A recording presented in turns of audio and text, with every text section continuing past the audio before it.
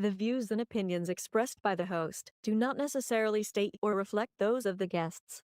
Furthermore, the views and opinions of the guests do not necessarily state or reflect those of the host. I'm a stupid robot. Give it up for the funny, the hilarious. King of the open micers at the 190. Alonzo Cantu. Thank you. Thank you very much. Thank you very much.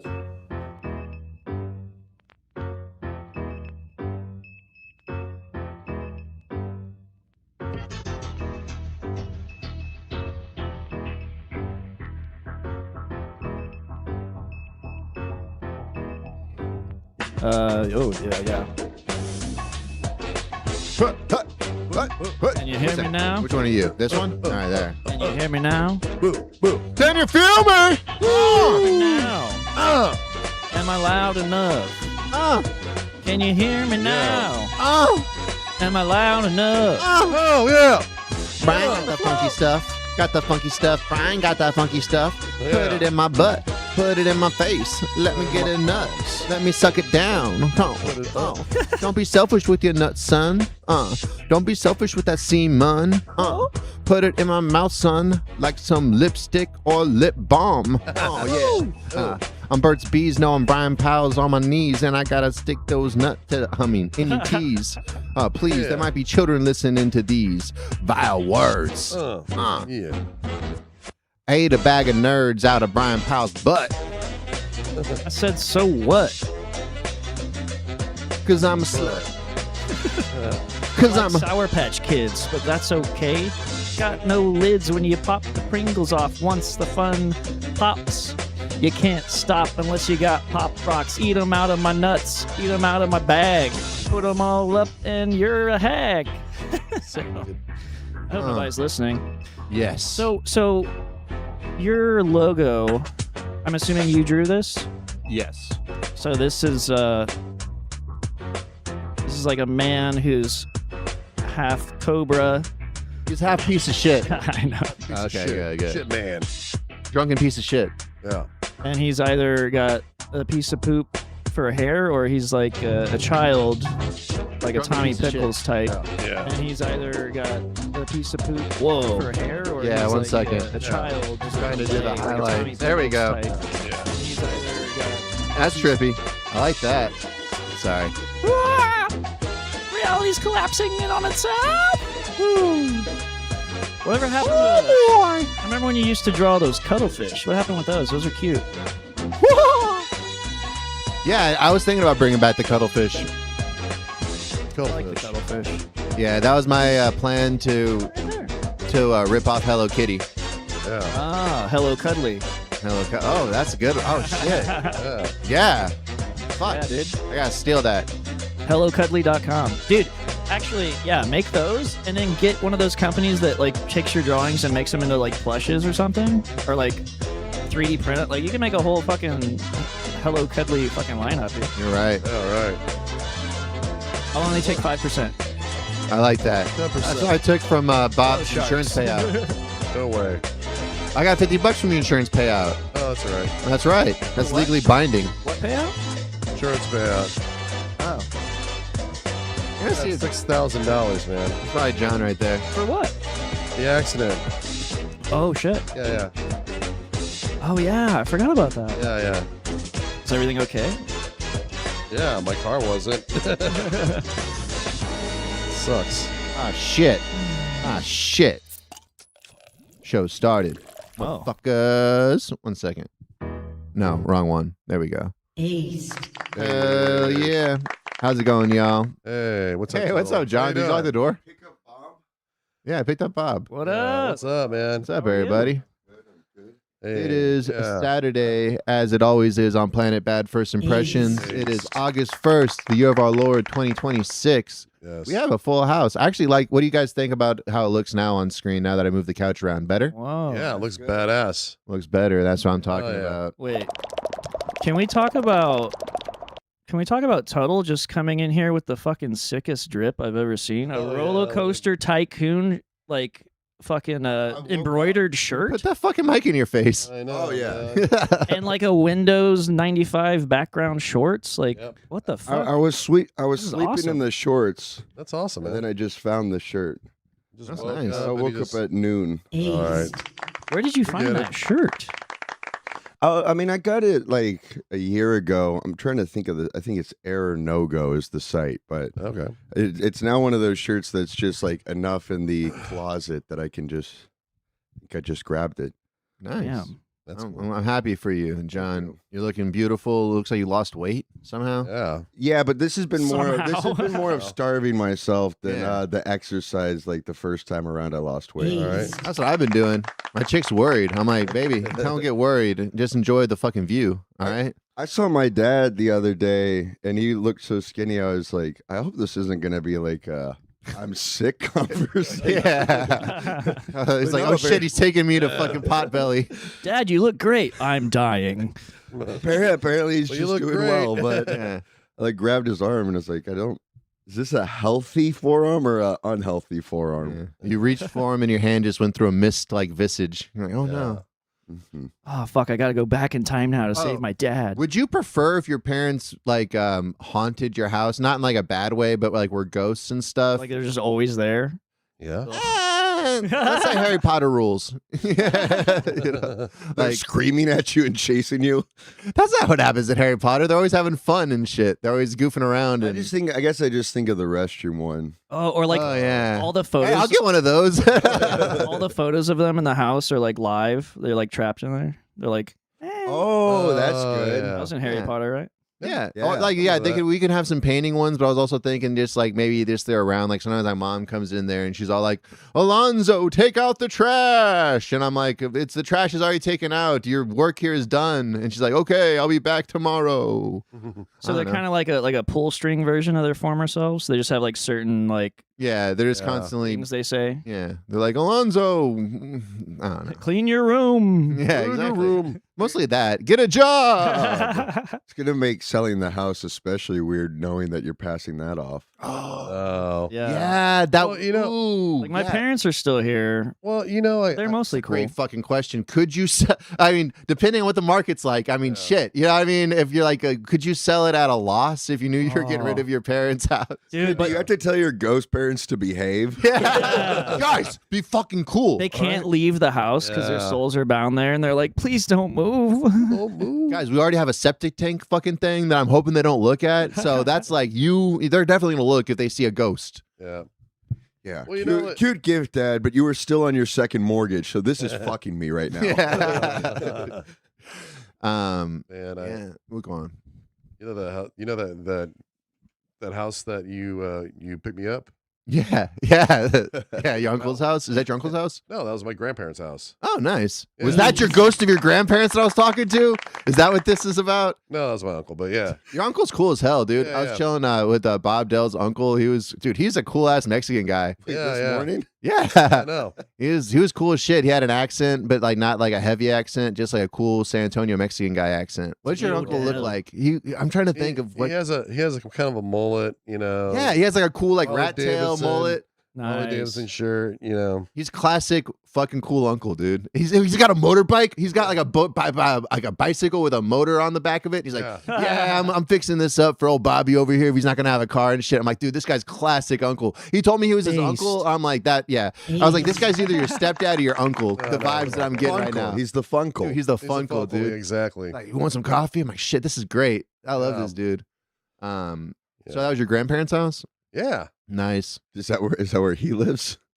Yes. Nice. Does your uncle took over the place? Yeah. Nice. Yeah. I live there. I took over too. Okay, okay. Yeah, yeah. Oh, I wouldn't this take is just credit a for party. taking it over. I saw Yeah. that front yard. You need to pick up the Doritos bag. You gotta earn your keep, Bobby. Yeah. If no, but I thought to myself because I was like I was judging because the yard was kind of fucked up. But then I was thinking to myself, I'm like, It's always fucked up. yeah. I was like, if it was just me at a place, if I didn't live with a woman, then yeah, it would look exactly like this, probably worse and shit. Yeah. So that's just a bachelor pad, bruh. That's Mowing just a dude sucks. house. Can we all agree on that? You should just Mowing put a bunch does of suck. rocks and cactuses. in the Ooh, front. yeah. Dude, my grandparents, my ghost grandparents are throwing chanclas at me. Yep. That's sad. Yep. Did they keep the You're house like, nice? Shit. Oh hell yeah. once we had Now it's Bob and the Funkle just tearing it down every day. Dude, it try looks to like the keep it workaholics up, house, you know? dude. It's great. There's We Walking Dead try to toys keep on the it up. wall. It wasn't like that, but until we had a roommate that was trash, we had to kick him out because he Fuck didn't yeah. pay the rent. But yeah, That was all him? yeah, mostly. Okay. So it's you, your uncle, and it was another dude? There was another dude. Yeah, So now it's just y'all two? yeah, Are y'all looking for a third or what? probably. Yeah, All right. Nice. I'll keep that in mind. For anybody listening, yeah. You guys want to be a part of the, like, honestly, that'd be a cool place to We live. need a room that the trifecta. contact me. What about Bob Jenkins? I think he's usually looking for a place to stay. Yeah, Yeah. But There's got to be a good third person you can throw into that mix. yeah, a good third. I don't know. You get pulling up in there. I think, dude. Either way, I saw Joshua. Pullen's history of living in comedy houses. yeah. He's the what's- best though. He was the best to live in with a comedy house. I was the problem, and shit. Me and Jacob Yarbrough and everybody else were the problems. He was like, I felt bad for him, honestly. It And was then funny Jake Yarbrough was was handed the keys. during his funniest in San Antonio set, he was talking about the comedy house. And he was like, I used to live with 5 other comedians or whatever. And he was talking about the pubes everywhere. And I was like, I've literally been to that fucking house. He's talking about, like, I know, like, oh, it was just like so funny, The dude. one on Thousand Oaks, right? Yeah, with him and Yeah, Yarbrough and Scarsdale. Kool-Aid and, Kool-Aid, yeah. Scarsdale Mansion. yeah. Yeah, Scars I mentioned. Yeah, dude. I remember when I moved in there The place because was crazy. yeah, because like Kool-Aid is a morbidly obese man. So there was, and which is sad because there's only one morbidly obese man, and then there was 3 functional human beings also living in the house. But it was so filled with trash. The first day I moved in there, I filled up, no joke, at least 80 full black trash bags full of fucking garbage and shit, just moving out of there. And then once it became a real livable place, people started coming over and chilling and shit. That's because like Kool-Aid was also the alpha in the house. So it's like your role model of the house is Hey, if the headliner says it, it's what goes. Yeah, headliner says we eat off the Tupperware as a plate. That's what happens. You're never gonna make it with a plate. Yeah, Jeff Stone last night told me a story about Kool-Aid. He was like, yeah, man, but like the first time I ever like went on the road, it was with him and he was so nice. But then we got to the venue and it was like a pizza place by day, venue by night. And they were like, we're going to pay you in like a full pizza and then also like money. And he was like, fuck yeah. And he was like, and then Kool-Aid ate the entire pizza himself before the show and a burger. And then after the show, took me to Whataburger and made me pay with the money I bought to get my own burger. And then he also had a Whataburger. Swish. I was like, God damn. Oh my Yo. God. Let's use this one real quick. His kind just can't be trusted. I was like, that's a good fucking Damn. Kool-Aid story. That is a genius Kool-Aid. I love it. I love Kool-Aid because he was my fucking dealer. So every time you got to a spot, it's like, hey, do you want money or just weed? It's like, you know what I want. Come on. Yeah, he's a good barterer. Yeah, Kool-Aid was the best. I remember when he loaded up that U-Haul and fucking left for the big city of Vegas and shit. Mm. That was a sad moment. Yeah, Yeah. that was the next era of the Scarsdale house. I feel like he had a Ninja Turtle shirt on. I don't know why. In my head, he was dressed like Donatello, but I'm like, that can't be true. He couldn't have been dressed like a Ninja Turtle fully with a shell and everything. That's gotta be. That's gotta be. I don't know about full Ninja Turtle garb. That's gotta be but an unreliable wearing a narrator. T-shirt with the Ninja Turtles on it, there's about a Oh, yeah. 2/3 chance that was the situation. Yeah. Ready. He had 3 shirts. He had that, the Kool-Aid Man, and like probably a shirt with a pizza on it. Yeah. No, probably like a tuxedo shirt. Yeah. Oh yeah, I've seen. And then Yeah, a for sure. giant, and then a giant face of a rabbit or some shit. Oh yeah, I remember the rabbit shirt. Oh yeah, Yeah, very yeah. Jack Black. Jet black, yeah. That'd be a trippy. That'd be a fucking planescape monster, a fucking half Kool-Aid, half rabbit monster. Monstrosity, Yeah. making you buy him burgers to pass through the next realm. That'd be Mm. great. I love.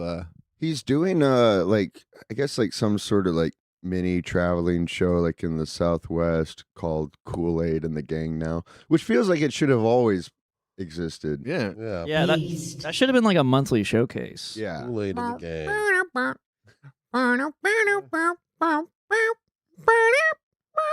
It's Kool-Aid. Yeah. I didn't know Kool-Aid and the Gang, or Kool and the Gang did the Night Court song. Oh, yeah. Also, it's like I also don't understand why Kool-Aid is well, I do because it's comedy. It's fucking, like club comedy and shit, but it's like you can be Alex Ansel, eventually you're going to get so big the Kool-Aid's going to want a piece of that, like that is a brand, That's true. I mean, you would think eggs in a big corporate basket, it's like sorry. Could have been the guy that just walks into the brick wall, You know what? He should have doubled down more. Yeah. Set up a fake brick wall before every show. Or what he could have done is painted his face red. Yeah. Just lean into it, yeah. Or just legally change his name to Kool-Aid. So it's like, well, I'm just using my name. It has nothing to do with the brand. I'm also a big red he has red tattoos like the Lizard Man, but he's the Kool-Aid Man. Oh shit, yeah. Yeah, I think Get like a fucking like a handle, a glass handle, like surgically. Fleshy. Yeah, it'd be funny. Backrooms. It'd be funny if both Kool-Aid and Kool and the Gang came after him, and they have to work together to take down. It's a Kool-Aid. class action against Kool-Aid. Somehow, fucking Yarbrough's in the mix. Oh yeah, he gave me hopes and dreams to move to Vegas. Yo, he did. No, I mean, I'm pretty sure that story is a history of Kool-Aid being like, hey, I don't know if you should do this, and Yarrow being like, well, I've already done it. I'm actually outside right now. You're gonna keep putting me on shows, right? So it's like the same deal with San Antonio. I'm your number 2. I live at your house. I just hand me gigs. I guess so. Well, I mean, honestly, that might have been the best move for Kool-Aid to have like a Yarbrough underling kind of to feel better about and kind of kick around. It probably did good shit for his confidence. Yeah, I mean, anytime you move somewhere where you don't know anybody, it's nice to have like at least one familiar face. Yeah, it's like, oh, at least I'm not as dumb as this dumbass over here. It's like, I've been here for 2 months. He's just been here for a week. I can teach him the ropes. You're my bitch. Oh yeah, good one. Thank you. That's going right back down the throat. I miss Kool-Aid though. He was the youngest winner of Funniest in San Antonio, so South Texas. He actually messaged me the other day, because Javi was in Vegas, and so he messaged me a picture of Javi, which was really it's interesting when somebody who you haven't talked to in a minute is messaging you a picture of somebody you are talking to all the time. It's like, should I message Javi to tell you hello? What's the protocol here? Yeah, you're breaking the chain of command here, Alex. Yeah, you gotta go through my people. I also don't like. When was the last time Alex had messaged you? I'm trying to think. I mean, he's got a whiff of that fucking clown church success, and he's like, "Oh shit, I better get good with the fucking John." No, I mean, we've always had a pretty good relationship. I think this was purely like Javi was there, and he was hyping everything up. So, yeah, Kool-Aid was then asking me about a lot of clown church stuff after that. I don't think he had exactly pieced together where the pictures from my Instagram were coming from. I think he was just keep moving forward with his own thing. Whatever happened to Anthony Chavaria? Oh, I mean, he doesn't really do. I mean, he hasn't done comedy in a minute. I think the last time he messaged me was like he was living in a different place and like I don't know, getting clean or whatever. Yeah. But like live back in San Angelo, right? San Angelo. I don't even know like where he is. Is he alive? I mean, I'm probably in the most up to date with him, but even then, it's been like a couple months. Oh, it's been a couple of years, yeah, so like exactly. that's good to know. Like, yeah. He was in New Braunfels for a while. He's done a great job staying clean. Hell yeah. Actually, funny Anthony's story, but it's not like really blowing. It's a amazing thing he did where he was no one's listening. Working exactly. Yeah. He was working at this apartment complex in New Braunfels as a maintenance guy, and then he just learned that this one 16-year-old kid, he was like, hey, like, where are your parents? And the 16-year-old kid was like, my grandfather died. We got the inheritance and my mom just dipped. Oh. So Anthony took this kid in And this mom was like such a piece of shit that she essentially just like came back to sign over the legal guardian rights to Anthony. What the This fuck? kid. Oh shit. And then after a couple years of that, I know they moved back to San Antonio. The kid was Did Anthony get any money out of that deal? Yeah. I mean, I'm sure that there's if you're legal guardian, that probably comes with now you have the tax breaks. I don't think he No, got, what about some of that inherence? no, I don't think he Yeah. got any of the inheritance, but How lucrative is saving this kid? I'll tell you the kid's he's actually a pretty like smart like Genius. yeah, he's a really smart genius type. And with a tutor like Chavarria. Well, I don't want to say Poor like genius. hustler because that implies like something, but like I've watched like he's really good already at flipping Oh. like things. So he buys like high-end fashion clothes, but then he flips them. So this kid is pretty self-sufficient in his own right as He well. probably had to be. Yeah. Like it sounds like he was never really in a good position. But I'm just tired of this 16-year-old kid about like Rick Owens. I like how he flipped his mom into Chavarria. That was pretty impressive. You're my dad now. And I know like last I kept up with him, Chavarria is now doing like a air conditioning repair job. Nice. They've moved to San Antonio, but I would assume Like HVAC? Yeah, HVAC. Yeah. But I would assume the kid should have just graduated. Like this would have June, May, that would have been the end of his senior year. So I Damn. don't know what Anthony's plan is now that his surrogate son is moving on. Anthony Chavarria, Zandy Ramirez in the chat. She says, I was wondering, Anthony Chavarria or George Anthony? It's Anthony George Anthony Chavarria. was on last week. Yeah, he was on last week. He's just in Yeah. Austin, right? Or is he back Oh, here? he's back again? in San Antonio, Oh, yeah. okay. He's back here in the tone. Shows what I know. Yeah, he was telling me he was doing. He's like got a bunch of like side businesses and shit that he's doing. And I was like, that's impressive. He's flipping high-end fashion. Yeah, exactly. He's getting new legal guardians. He found a guy to buy Rick Owens through. I can't wait to see what he flips Chavarria into. He's like, now Wimby's my legal guardian. This is great. Yeah, it's be beautiful. It would be beautiful. I'm glad that Chavarria is doing good. He's fucking hilarious. He should start doing comedy again. Yeah, hell yeah. You know, It's and hilarious. it's he got the sick fuck knuckle tattoos. I forgot about that. He got How could the I sick forget? the sick fuck knuckle tattoos, and I remember telling him not to, but then There was a period of my life where I was seriously considering getting knuckle tattoos, and I'm glad that so many people can talk me out of it. I eventually though, like when he got the tattoos, I was like, oh, I guess somebody should be there with you. So I went. Like an abortion or something.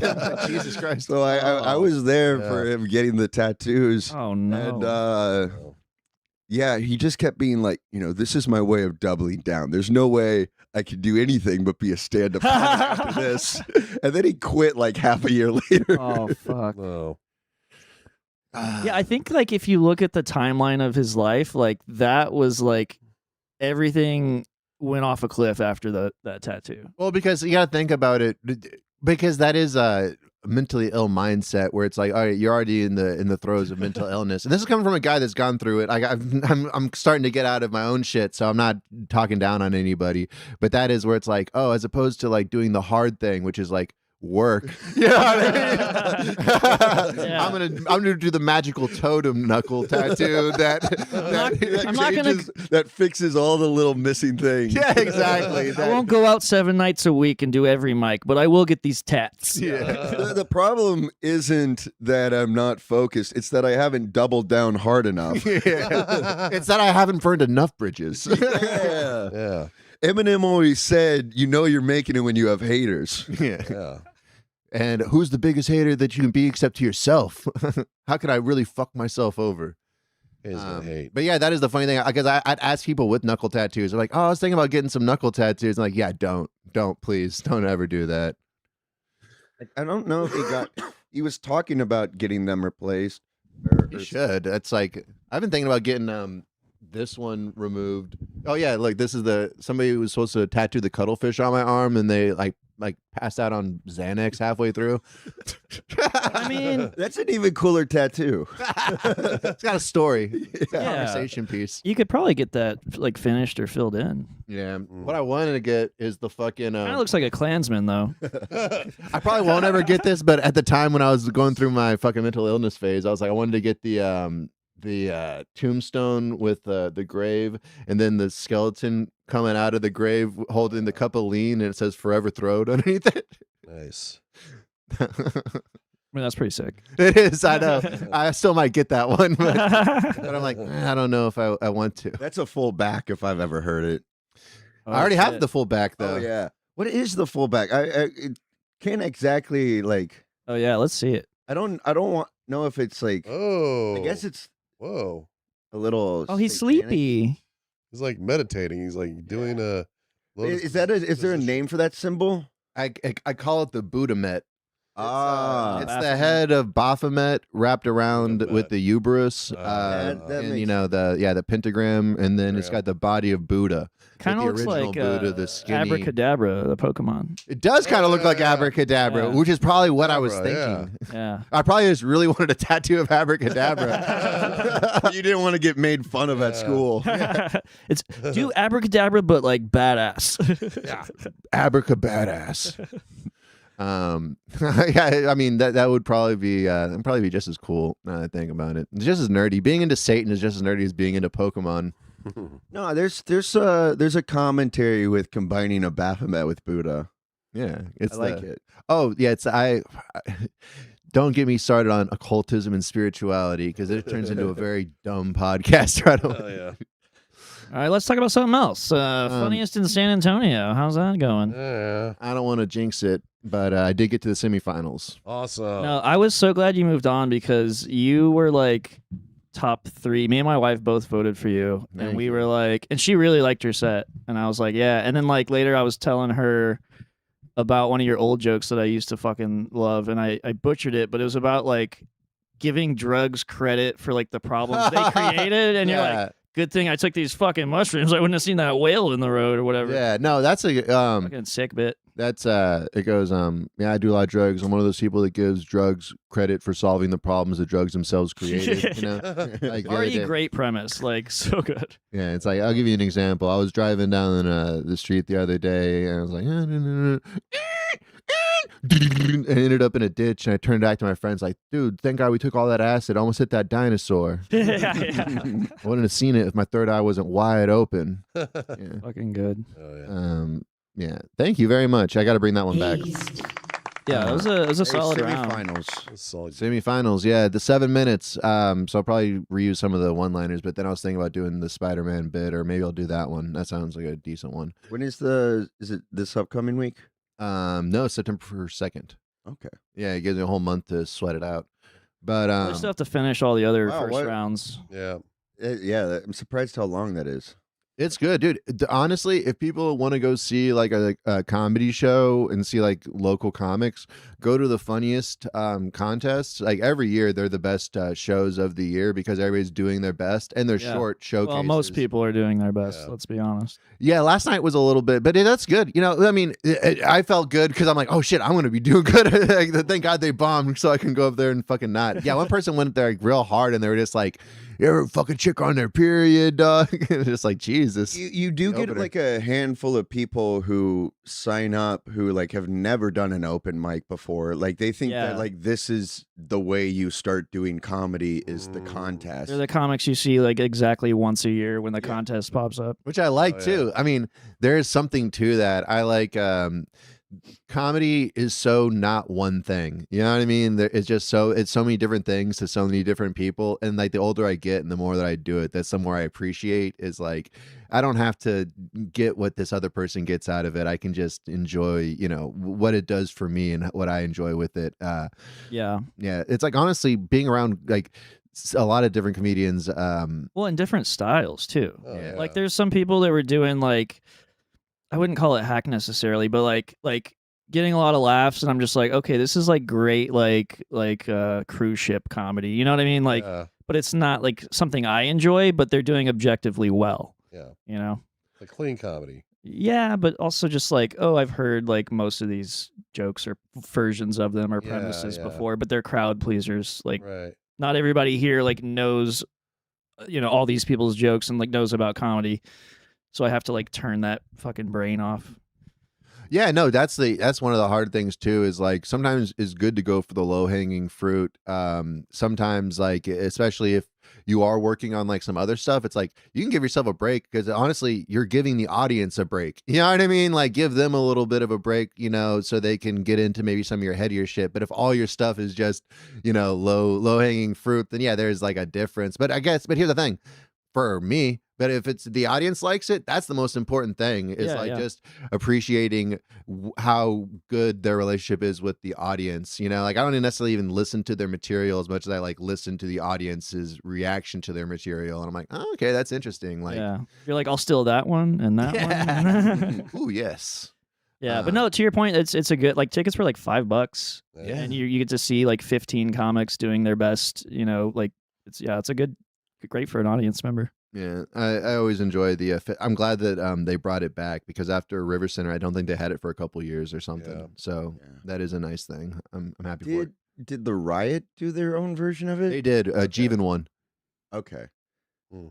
I think that's one of the. So there's also funniest person in Texas, but it's like one representative is like sent. So I'm guessing the LOL one is the one where you get like your representative for the bigger contest. Yeah. I'm guessing that's how it used to work back in Yeah. the day, at least. And no offense to the Riot because I like what they're I think doing. they send 3 from each Yeah. city. Maybe. Like I said, I don't know how they're doing it. Always I didn't even know that they were doing the contest, except for Bob had me in that open mic group chat in Instagram Yeah, and shit. yeah. I saw that they had mentioned that they're having trouble with it. Like, oh shit, I didn't even know that was going on. So I sent my thing. Yeah. But yeah, I just felt like the Riot did it a little too quick because they did their contest like the first month that they were there, and it didn't feel like they had a long time to like really establish their thing. So it didn't really because I don't think most people would know. Oh, Jeevan won funniest and funniest in the Riot thing. So I just feel like that. Yeah, more people know that Warren Greed won Upstage's Mhm. funniest comic. Well, yeah, dude. Here's what I think. Why did Keenan need that money so bad that he would just rip off all those people? Poor Bobby. I mean, Keenan did that to everybody. Do you think it was really Keenan, or do you think it was that guy that just took Keenan's name and nobody thought to do the due diligence? I think Keenan signed whatever basic paperwork existed to give that guy permission to do that, and then went on about his life without realizing that he had completely pissed off everybody in the like local stand-up comedy scene because this one guy essentially had done this like across the country. Yeah. Like. Yeah, and nobody got their money. At least I know Warren didn't get his money. Yeah, so. people didn't get their money. It was like bringer shows. Yeah, I didn't get my footage. We were all supposed to get our footage. A lot of people, maybe not the Upstage one, but a lot of people were under the impression that Keenan would be hosting the contest. Yeah. Like at least at one point. Yeah. Remember Like at the that. finals or something like that. I mean, I don't think that they ever said that, but I think that was kind of like implied, Which is again, yeah, I think all that happened is this guy probably got a contract with Keenan to use his likeness. Yeah. And like went with it. Yeah, kind of like the George Foreman grill. Like you don't get to meet George Foreman every time you buy the grill. It's an interesting, like Keenan That's probably definitely the same is thing. not Yeah. aware that there's a lot of animosity towards him from like these like smaller local comics. He People thinks it's just racism. they're just jealous that they can't do skits as good as me. This is all just a bunch of Kel alts. I had a joke. It was like, do you think Kenan Thompson, if he was ever not on a sketch comedy show, he would like start to like go through withdrawal? He would just get skinnier.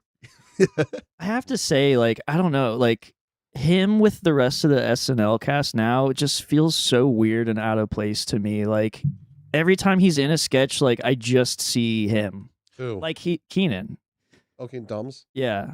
Like I don't see him like becoming any character. I'm just like, that's fucking Yeah. the Yeah, but guy that's I've not seen his in fault. I sketches think my whole that's life. his.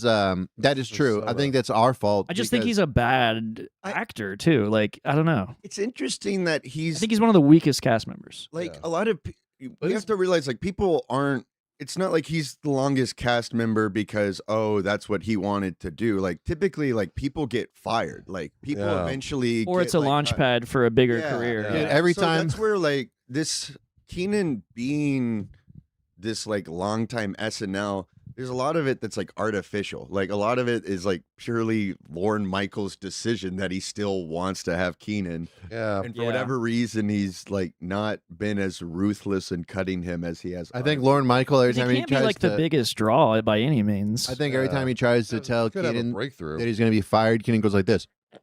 And he's like, all right, you get one more season. I can't fire that. You keep making that face.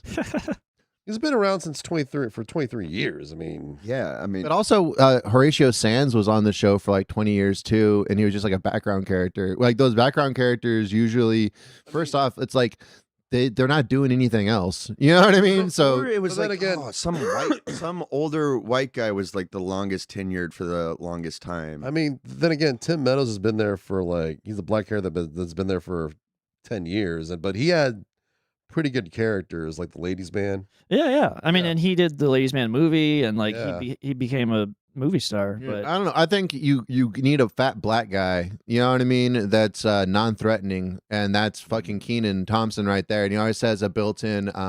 He has a built-in Q factor with everybody that grew up with him in Nickelodeon. You know what I mean? So it's just like, you know. to like Tuttle's point, like I feel like he's that's his plateau. Like Keenan's like, this is like, I'm safe here. He I never have a stopped like- doing what he was doing at all that. Like Yeah.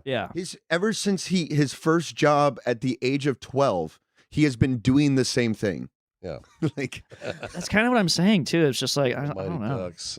I'm just not. I'm Oh like, yeah, Mighty Ducks. Yeah, he was the Mighty Ducks. Yeah, but it is weird that heavyweights too, right? Yeah, heavyweights. does he do comedy? Like, does he do stand up? Because you never There's see no him. way. he puts on shows. Let me see. He puts on contest. I don't even know if he has. He still slaps his name on things. Yeah.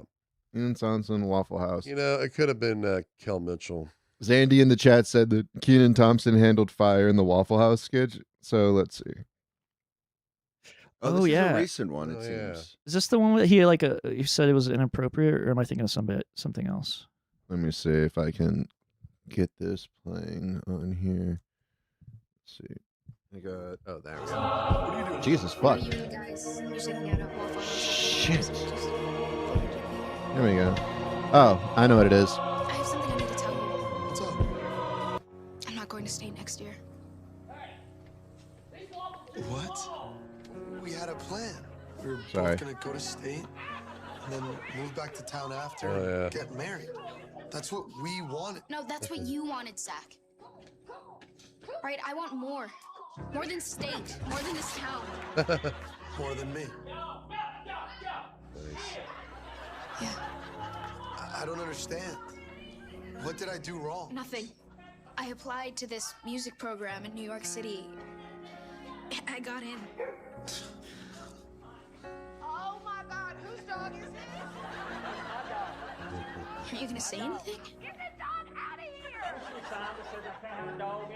here! That's pretty funny. Ain't no science. I can't have a dog in here. I will say one thing I heard recently that kind of made sense to me was like, also kind of to Bob's point, was like back in the day, SNL was more character based. Yeah. Like you had Church Lady, you had Ladies Man, you had like these memorable World. characters. Yeah, wait. And Yeah. now it's all like situation based. Like the Pretty sketches much, aren't yeah, yeah. like as memorable because you don't have iconic characters coming out of SNL. Yeah, you don't have anymore. like And I think that's kind of why I'm just like, whatever. Yeah. it's forgettable. Sucks, yeah. That is true. That is a good point. But I think character comedy in general is kind of gone. You know, like The other thing is like, this is like their new, like this is a digital short. Like this is now Yeah. what they see as Yeah. a digital short, which is just another sketch. Like it Well, used to be they're the trying to digital go short. viral on YouTube now The because digital shorts used to be like the Lonely Island guys, like coming up with like a weird like a music video, Yeah. laser cats, like the kind of thing that you could not recreate on a stage. Yeah. You could do this as a like live sketch totally. on Exactly. SNL. well, no, because part of the parody is the style of film. too. So that's what I'm saying. Now, It's like, now you're getting into like yeah, exactly. Now you're getting away from what the fuck it was supposed to be in the first place because it's not live. It's like it's pre-recorded and it's like pretentious, but it's still funny. Like, but yeah, I get what you're saying. There's It's plenty of things to mock that aspect of TV. Yeah. Like if Saturday Night Live, like I would, to your point, yeah, it's like you're now kind of like doing a mockery of live TV, or sorry, like pre-recorded TV. There's plenty of those like mockeries that already exist. I just don't feel like this is, for what the show is, interesting enough to make it a digital short. I don't know. It was. I mean, at a certain point. Yeah, but I mean, at a certain point, subversive like Saturday Night Live has been kind of. I don't know how, like, what decade, the last time it was actually subversive or whatever. And also, I think what they can do on network television and stuff is a lot different than like what we're probably more used to with our standards of comedy and shit. SNL should go to YouTube TV. No age restrictions, whatever they want. Yeah, I guess so. Well, I mean, but at the same time, it's like Conan O'Brien probably would still. Like, I'm saying, would Conan O'Brien skits still hold up now? Is it? Are we past that like kind the of comedy? masturbating bear or what? Yeah, I mean that's timeless. That's I think Conan's remotes have actually always like been pretty ageless. But I've never liked like the late night TV interviewing people during the actual show across the board for anybody. I still think Conan was one of the better ones. Dude. What do you mean, the format of them talking to the guests? I just don't. The only one I liked is Conan. Yeah, that's like the only I one don't. that's I've funny. never liked the actual format, and even Conan being the better one at that, I significantly liked the remotes way more than any of the actual show. Yeah, well, I was talking about the skits like that they would do before the like the first part of the show is usually skits. Like old Eddie Pepitone used to be on Conan a lot back in the day. Yeah, but that's where you again The like audience plant. Conan would be, you would get like a good like subversion in that, like, yeah, the audience plant, and a lot of times with Conan, it would really like have this like almost like playing on the like late night tropes. And also, Like it's a twist on it. But I don't know if those are exactly like, if you haven't seen a lot of Letterman or Leno, then maybe some of like what Conan is like doing during his show is probably going over your head as to like.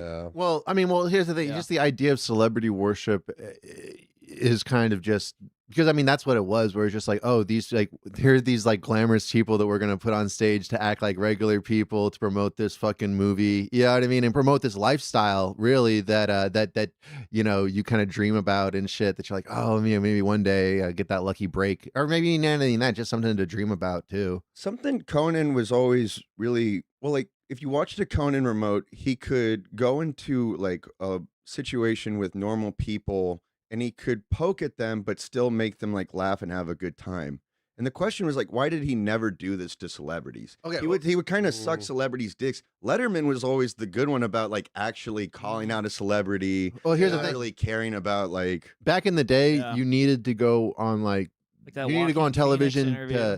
to see celebrities. You didn't see celebrities like, you had to buy the magazine or watch the movie or tune into the talk show to see the celebrity. Now they put it all on there on Instagram. And also we have celebrities that are more realistic that we like, that are like, that we choose our celebrities. And then also people now think, hey, I'm a celebrity. I have so many followers on my thing. I'm a local celebrity. I get, you know what I mean? So it's like, it's like who gives a shit about watching Jennifer Aniston talk to fucking David Letterman about this movie that they made for 5 minutes, and it's very stilted and scripted and shit. But I don't know. It's like the Nathan For You on Talk Show Stories. Have you ever seen that? Which one? I've seen all the Nathans. Yeah. So It's where he was gonna have like I have a bag of ashes, but they think it's coke, and then the cop like reveal, or he got his suit mixed up. He fabricates like the most grand story he could tell on a late night show, but he actually has to go through it so he can tell the story. Oh, and then what ends up happening is right before he goes up, Kirsten Dunst tells a story almost identical to his. Like I love that. That's a good one. So elaborate. Dude, Nathan's a fucking genius. He's the funniest late night ones. Did you see the one where he was dressed up like James Spader from Blacklist? because they had done like a bunch of Nathan For You stuff, like but parodying like the Blacklist James Spader thing. And he comes onto the show dressed like Blacklist James Spader and stuff, and they're just like which is like a black hat, black trench coat, and all this shit. And he's like, yeah, he's like, why are you dressed like that? He's like, what are you talking about? I always dress like this. Come on, guys, I've gotten a lot of legal trouble. Like they gotta think that this is how I always dress, and that I'm not like stealing anything from anybody else. Let's just like not mention this at all. Yeah, so just very. Or when he's like, or when he went on a show and he had the backup guest. Oh yeah. Yeah. Wasn't it like Susan Sarandon? that was he's fucking genius, dude. Like I wish I had that mind for comedy. I wouldn't do fucking stand up if I was as funny as Nathan For You. I would just do that shit. Season 2 of The Rehearsal is like the most genius fucking TV. I gotta watch The Rehearsal. Thank God, because season 1 was a hot mess. Yeah. Yeah, I dropped out of was season weird, 1. yeah. I dropped out of season 1, so I'll give it a Season 2 chance. is its own thing. Okay, I'll give it a chance It's again. fucking I think crazy. It wasn't as good as I think it wasn't as good as Nathan For You, but I mean, it was. Season 2 may be better. But the amount of like the foresight and the writing that he does, and how he makes it look like, oh, and then this happened, this coincidence. Like he has so many. Like his mind is like a goddamn like autistic dream machine for comedy. Like it's fucking crazy good. Hey, how you doing, caller? Sam. Hello, how's it going? Oh shit. I don't even know if we want to. 1 second. All right, here we go. Just out of respect for The Office. That's it. What's happening? And apparently, people don't like Pledge that allegiance. Apparently, somebody got my new number. Yeah. Daddy's back home. For once us. again. Hey, President Trump, how you doing? President Trump. Guys, I've really been missing you, I've gotta say. I'm feeling down today. I'm having a rough day. No, I like to hear that. What's wrong, buddy? What's wrong, President? Well, I tried to convince everyone that the reflecting pool was destroyed by an Olympian, and they didn't like it. And really, I just wanted one more day to do four-wheelers on the reflecting pool. Four-wheelers. Why can't we do four-wheelers? So what? So have you guys ever driven one of those big four-wheelers with the cage around it so you can flip it and it's okay, you won't get hurt? I would like to see Trump in one of those four-wheelers getting flipped, like just in a sand dune. I don't think Well, he how could dare flip you? it. How He's dare too you? big. How dare you talk about me like I'm not on the phone with you? How dare you? That's a little rude. no. Yeah, I mean, I guess I'm thinking of like the smaller ones, like more of like a buggy. But I've seen buggies with cages, so you can flip them. Okay. The lack of we love the cage. Yeah, an We ATV love with a cage, like cages. you're gonna like go off the side of a mountain, like. Yeah. I don't think they make those, Mr. Trump. I don't think they do. Well, you could they'll probably do pay for anything one. for me. They'll do Yeah. anything. They've done crazy stuff. They turn peanut butter into Trump just wants a dry powder crash that I box. can- He just wants to get into a demolition derby and do some flips. That would be cool. It's called a roll cage, by the way. Or maybe Oh, Mr. President Trump, I have a one-up Yeah. for the UFC card in front of the White House. A monster mash in front of the White that's House. what I was thinking. Grave digger. Yeah. You being a grave digger. You can be grave digger, do yeah. a 720 kickflip or something? Are we going to do like a thing where we have a guy? You should try to have in the middle of it, like it's Star Wars, and we have all of them Have- drive around the guy, and then they kill the guy. Is that have what we're doing? Gravedigger do a jump over the Pentagon so it lands in the center. Yeah. By the way, watch the way you say Gravedigger's name. It sounded like you were going to say something else. By the way, Cry what's me a Tom river, Cruise? Blackie. Why is Tom Cruise doing a movie where he's fat? What's going on? Oh, is that the one where he's the digger? Digger? Yeah. Well, he's He's old a too. African American person with a digger with the dig With a the dig shovel? holes. Shovel. With a thank you, a shovel. Thank you. Trump, when are gas prices going to go back down? Since we have you. Yeah. Who's he? What's he? I can't hear you. Sorry. It's Bryan Powell. You broke out on me. I'm sorry. Listen, I can't control these things. Don't you understand? It's called Iran. We did in Iran, and we can't stop. It's fun. It's really fun. I think a show of force. No more missiles, and they come up with missiles, and I say, why did we ruin it? Why did we lose all those missiles?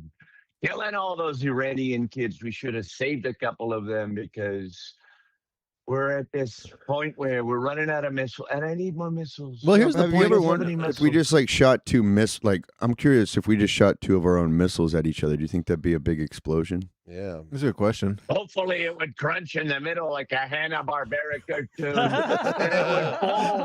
it would fall on the Roadrunner. On the Roadrunner for once. Finally, we win, Roadrunner. By the way, can't wait to see that Acme movie that's coming out. Thank God. Hey, Trump, if you want to get people off your back, you just got to tell them that those missiles were going to expire anyway. Yeah. That's right. No one likes a nasty, stinky missile. Exactly. Nobody likes a missile with mold. We got to get rid of it. So we said, get rid of it into that children's education center. We said, but there was something scary right next to it, and my guy that fired the missile, he put the wrong coordinates in, and then it landed on a child's head and exploded their body. What can I say? Hey, here's my thing too. It's like, why do you have a bunch of kids in school when there's a war on? It doesn't really make sense. Listen, I figured, I said, why do they go to school? What are they going to learn to do? How to make Throw a rock? dirt higher? How to make taller dirt piles? We just don't Exactly. need these kids to have an education, you understand? Yeah. So we're looking into it. That's good. I'm glad you were looking into that. It's good. Let me think. Oh yeah, how are you, Melania? I hear that things have been, I don't know, rocky. They're doing great. She's actually transitioning, so I call her they now. Yeah, she's transitioning into a woman with blonde hair that worked in my staff who is 27. That's what she's transitioning into. So That's hot. Yeah. we're looking into how to make a long, saggy labia a little tighter, a Oh, little younger. what about Andrew Yes. Tate? Are you bummed about that? Is he gonna get a we pardon? hate that. Are you gonna- And we are you hate gonna that. save He him? was dressed so terribly when he got taken out. It was terrible. I said, why with the high water, no socks? What are we doing? And the purple shirt that was like pumpernickel or something. I don't know what color or what the hell these colors are. But we love him. Meanwhile- And we're going to make, what's that? In the arrest video, like Andrew Tate's brother is like dressed like the judge from Blood Meridian. He's like just like giant wearing a bowler cap. Like We love Blood Meridian. We love what they're doing. We love the road. We love the road. Chat wants to We know. love- Chat wants to know: is Trump in Arrakis right now? That, is that real? I Yeah, don't know what we're the in fuck Arrakis. Arrakis is. We're currently in Arrakis. are you currently we have, inside of an Iraqi? Yeah. We have the spice. We found the spice. Oh, And what we're Arrakis doing is is we're putting the spice inside of dead camels' bodies, and we're going to put them in the boxes that they put the people who, the military people that I killed because they send them into hell and they die. We're putting camels full of spice inside, and we're going to do a fun thing where we drape a Confederate flag over it, and we drop them off on a C-5 right in the heart of Eglin Air Force Base, and then I'm going to come out and I'm going to pray over it, and we're going to take the spice and we're going to put it in a giant vat, and we're going to have a big fat guy that can time travel with his brain, climb into the vat, and he's going to float around and hold cubes and do stuff. So we're looking into how to make the spice spicier. Hey, Mr. President, Nancy Pelosi and all the Democrats, they won't be able to say shit if you're able to ride the earthworm. Yeah. I love Nancy. Gotta get Nancy's this. great. Don't you remember that video of Nancy cowering in the White House, in the Congress, when we took my guys and I said, "Crackers, What do you go wanna say, attack Casey? the Congrats. Capitol," and they did I'm it. losing. And then Nancy was scared. Her little terrible maudlin cream face, just scared. We love what the Democrats are doing. Did you know that the Democrats are Bibi Netanyahu's best friends? Did you know this? I thought you're friends with Netanyahu. I'm not supposed to be. We're on again, off again. Well, I saw you maybe hanging out last week, right? White House? What do you know? Who are you? What do you know? I'm Bob. What's up?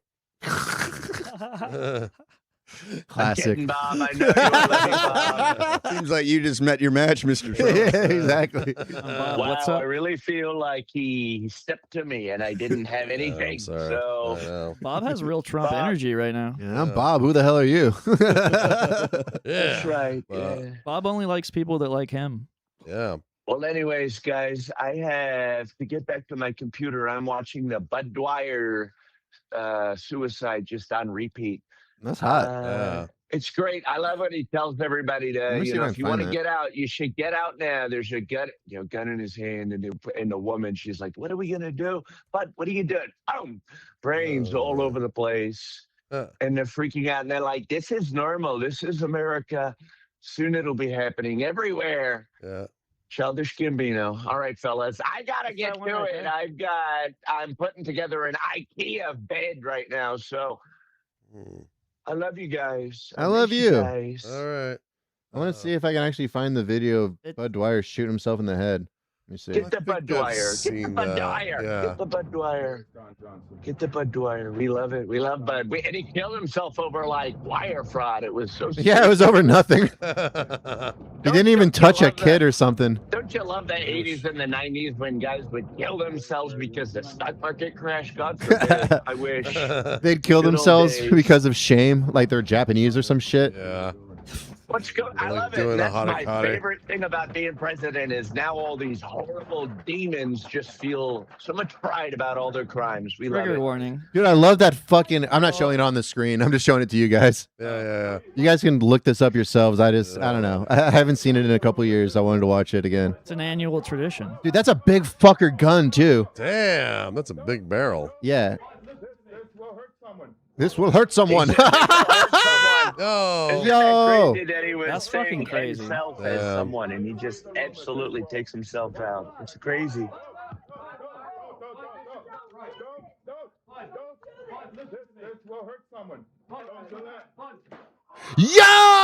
Yo! Shit. Fuck yeah. Then they get his nose. Oh, fuck. Oh, I didn't realize they panned down to. Oh yeah, that's the one that that's the image that's always stuck in my head. Is this the blood gushing out of his nose and then his head too? First his nose and then you Isn't see a that little of his crazy head. how that works?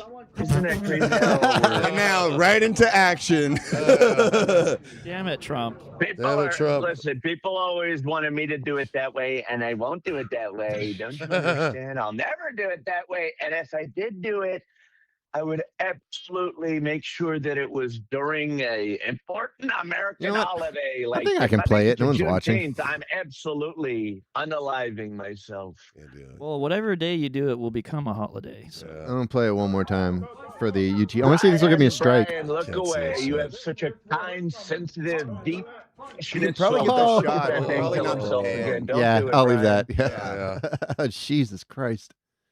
I like that. All right, fellas. Well, All right. take care. I'll see you later. Guys, if you want to come out to Arrakis, I've got 3 tickets. will.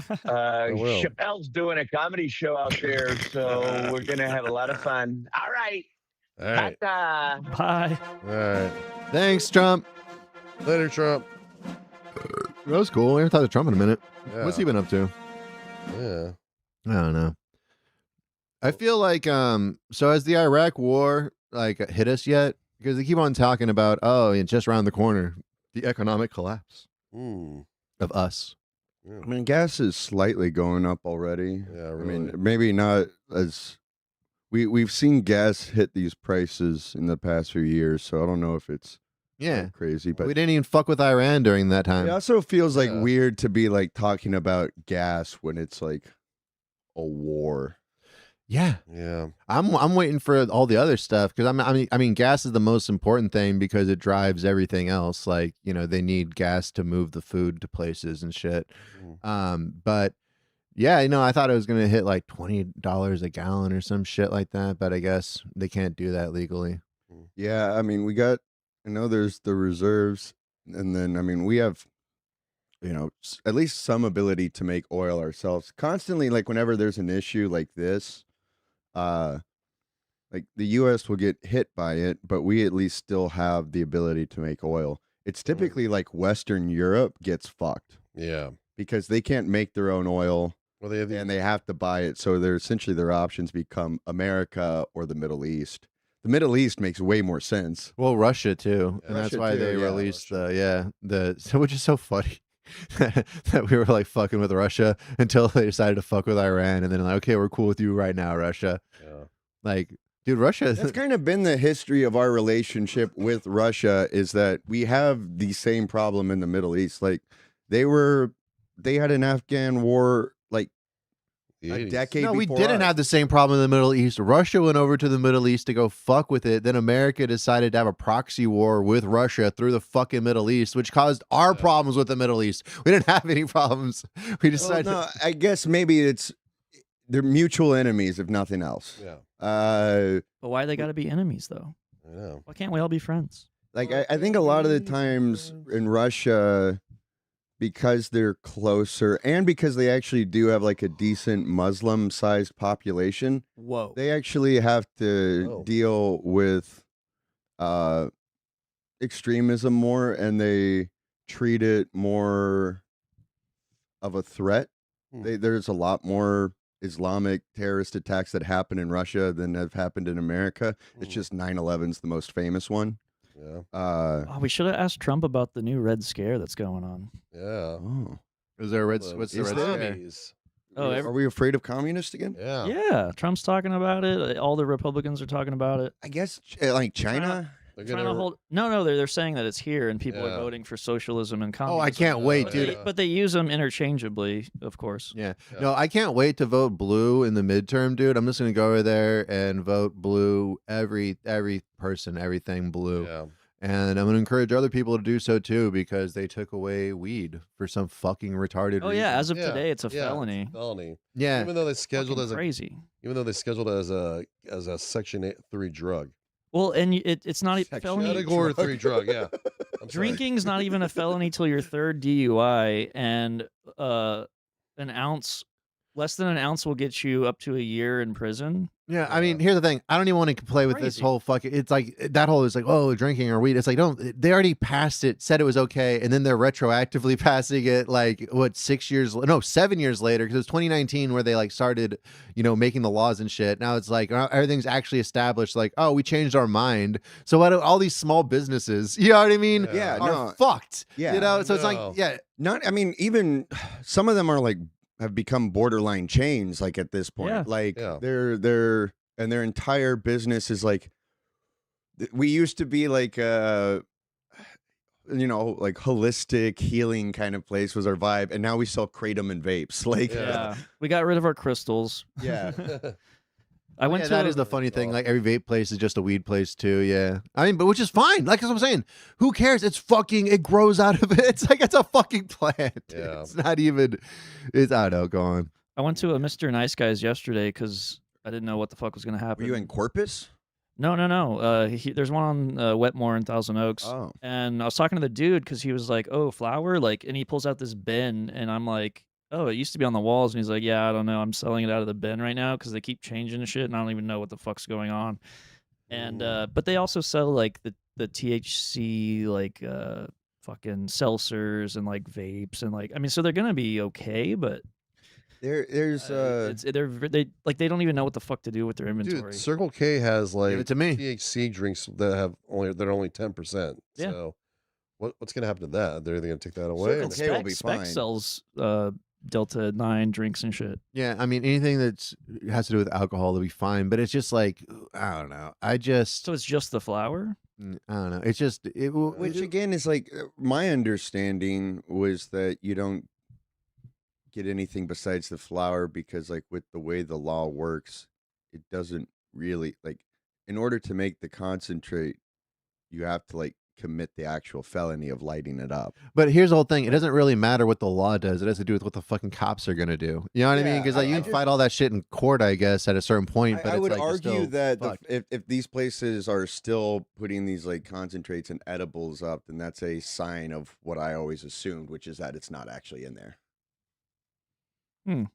Well, I haven't seen. I saw them. I just went to a place this morning. That's where I got these edibles. But they're like they wouldn't even know. So like the law that existed that all this got through was the like hemp farm bill one, where it's like you're allowed to like produce hemp for the purposes like string and paper, and that's fine.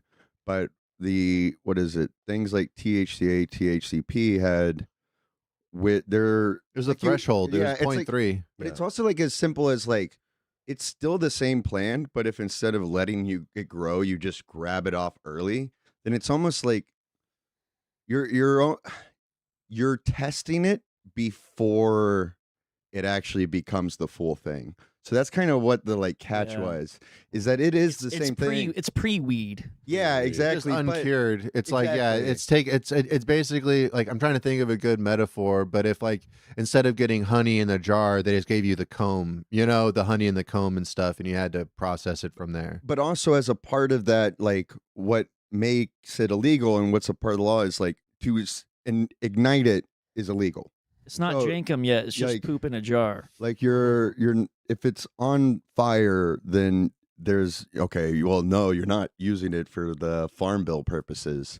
And so my understanding is like behind like a concentrator and edible, it's like you're admitting that you heated it up, and so that's illegal under that law that people have been skirting. At the end of the day, it's got to just be the alcohol lobbyists fucking winning Yeah. again, and or just trying to fucking but at the throw end more of the black day, people in it's- jail. It's also, fucking people like- policing adults for shit yeah. that has nothing Yeah. to do, because it's not crack, it's not cocaine, and also at the same time, who gives a fuck? Like it's It's basically decriminalized most places. Yeah. and And now then we're they- making it a felony. Like what the fuck? yeah, I know Texas is like it really like I have mean, no idea their what Greg indus- Abbott's thinking. Well, their or what- industry is like based on prisons, so I mean they want to fill up prisons, so yeah, that's why they're doing it.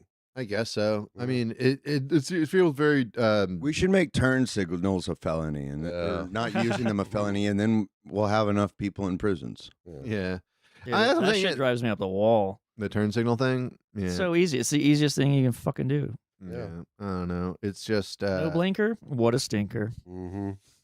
or bathing. You know what I mean? It's just like why do I have to go out in public and smell your ass and shit? Like you shouldn't be like allowed in premises if you don't like meet the hygiene standard. Yeah, we should have like a 3-strike rule for like just like decency. I greet people Like like China. dogs, so Yeah. wipe your ass. Yeah.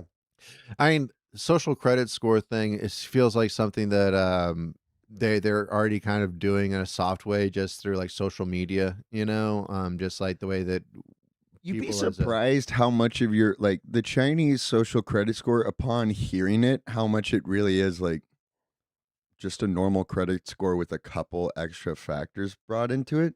But like the most like damaging thing you can do to your social credit score is like overdraft your bank account, not pay a loan. Like it's still essentially a credit score, but you can do things in real life and get it docked.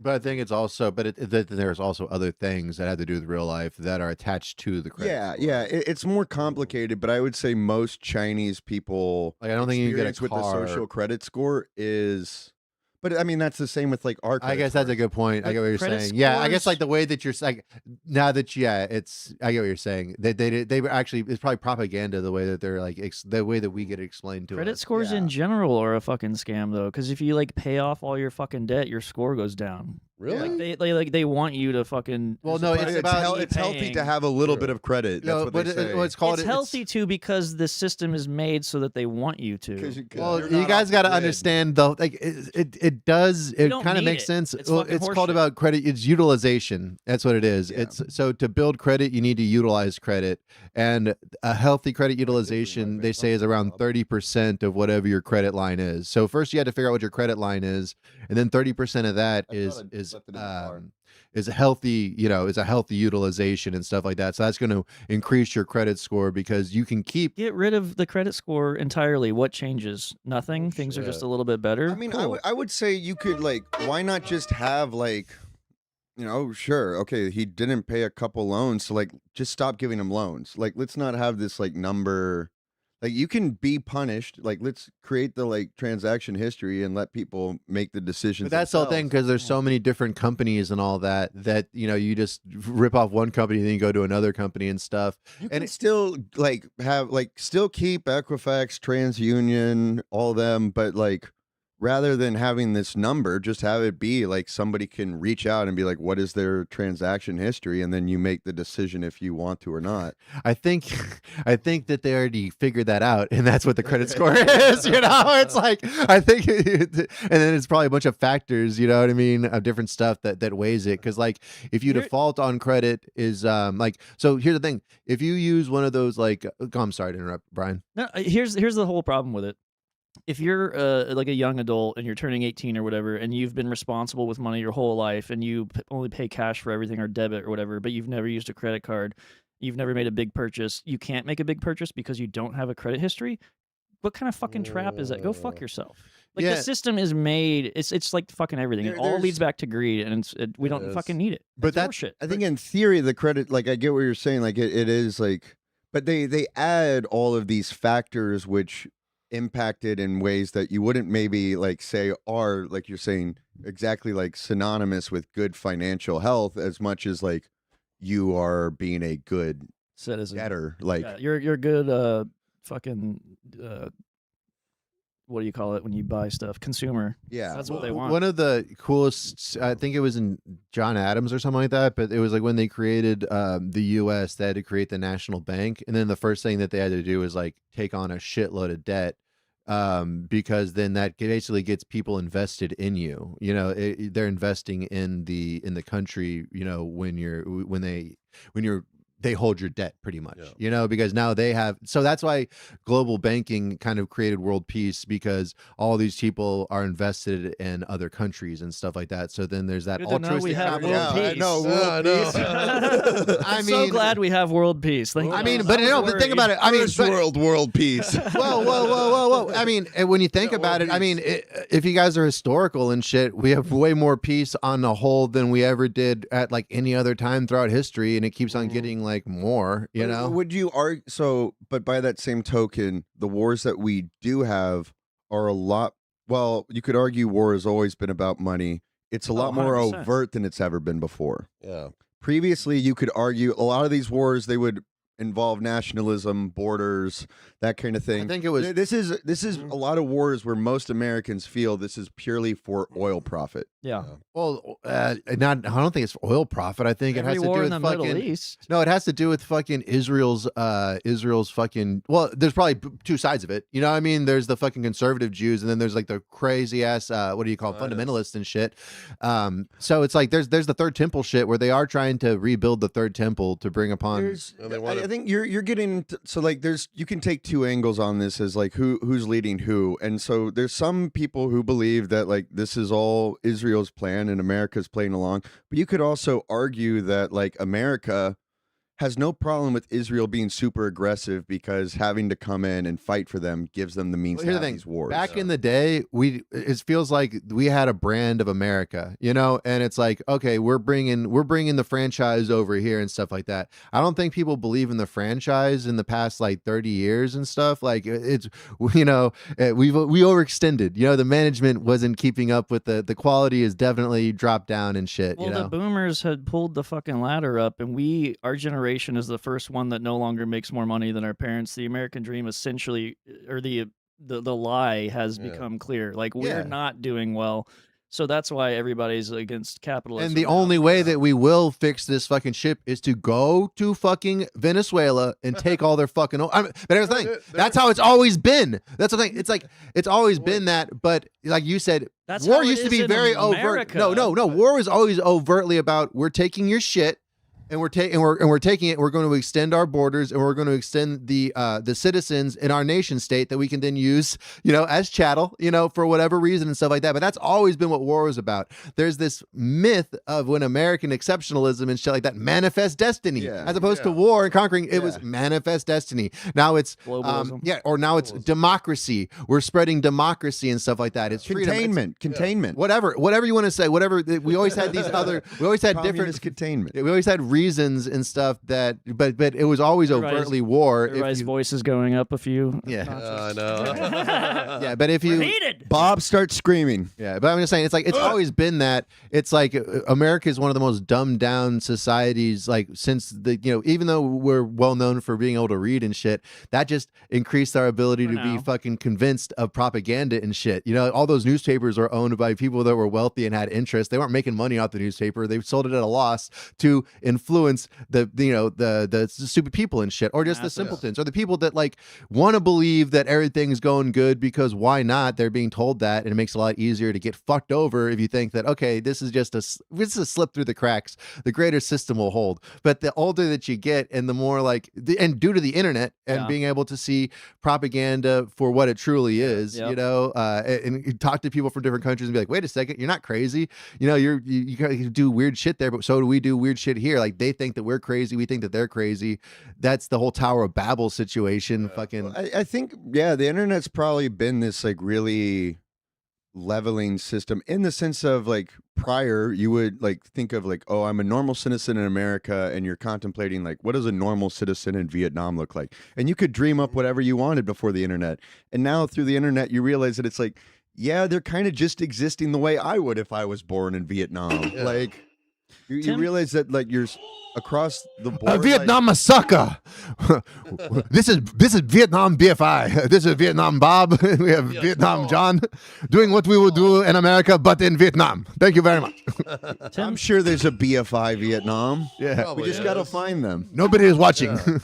Tim Dillon had a good point about how like our parents' generation accepted the propaganda and didn't give a shit because they could still afford a house and afford to feed a family on a one-person. There was no reason to look behind the curtain. Yeah, well, and now younger generations, we don't have that. They're literally, we can't afford to live hardly. So but the messaging hasn't changed. The messaging hasn't changed, but now we no longer reap the benefits, though. No. Exactly. So now we're realizing, oh, okay, that's what I'm saying. It's like the messaging has always been the same, but because the system was propped up, by a lot of other things, and now because because the propaganda works so much that people believe the propaganda, like, wait a second, we're not doing what we really say we're doing. It's like, well, we never were, motherfuckers. Stop looking. Let us fucking do what we need to do so we can keep this fucking train running. You know what I mean? And you can go back home and watch some Game of Thrones. All right, like let's.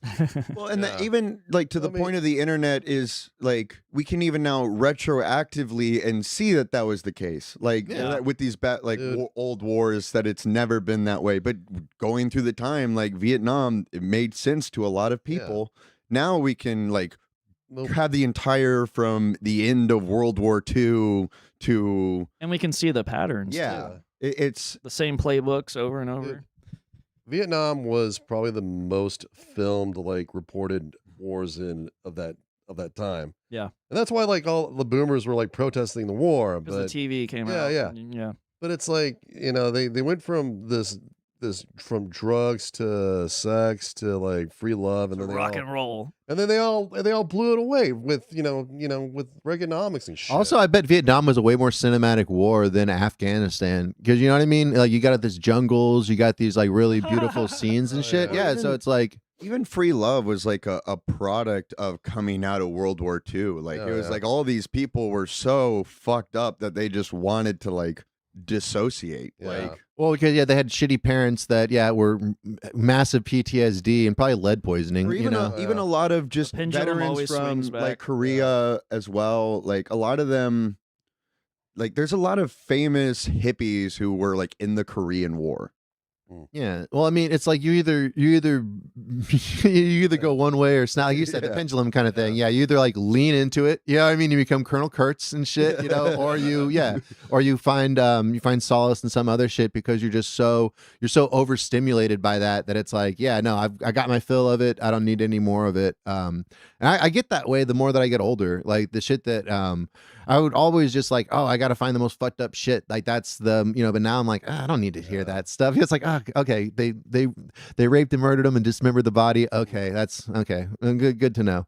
Like, Well, that's the thing too with desensitization with the internet is like I'm scrolling through my feed. And, oh, here's a comedy clip. Oh, here's fucking children from the bomb that are like have no skin. Like Jesus Christ. Like, Yeah. And I don't think our brains are supposed to handle like that. Like the internet has like fucked a lot of us up. Yeah. Oh, Google Cuphead. Not not the game. Search Cuphead. Canhead the guy. Dude, Is it like Canhead. a video? Yeah, no, Canhead is a man. I'm scared. I have a theory on Canhead. I fucking learned about Abu Ghraib because of the internet, dude. Yeah. I saw pictures before anybody was on. Oh, this guy? Yeah. Which one? This guy? Canhead. Okay. He's the guy who sticks Cuphead. cans to his head. Oh yeah. Oh, I've seen this guy. Wasn't he on like America's Got Talent? I think so. But here's the thing. Uh-huh. He's been battling this can stuck to the head war with a Japanese guy. But he That's so claims funny. that this is like a condition he has where Yeah. his like, and the Japanese guy's like, it's a party trick. So you have him like kind of doing the like showmanship aspect, and then you have the And Japanese. he's showing you behind the scenes. Yeah, the like, Japanese guy is competing with him. He keeps taking his record, Oh man. but claiming that like, you know, I'm not doing anything special. I just figured out how to make a vacuum with a can on my head. Interesting. Yeah, look, you can see the suction mark right there. Yeah. From the vacuum. You know, it's like I want to do a documentary on the Japanese guy Wait. and him and base it off of like the Prestige. Dude, he had his own branded fucking cans. Oh, my mic's fucking up.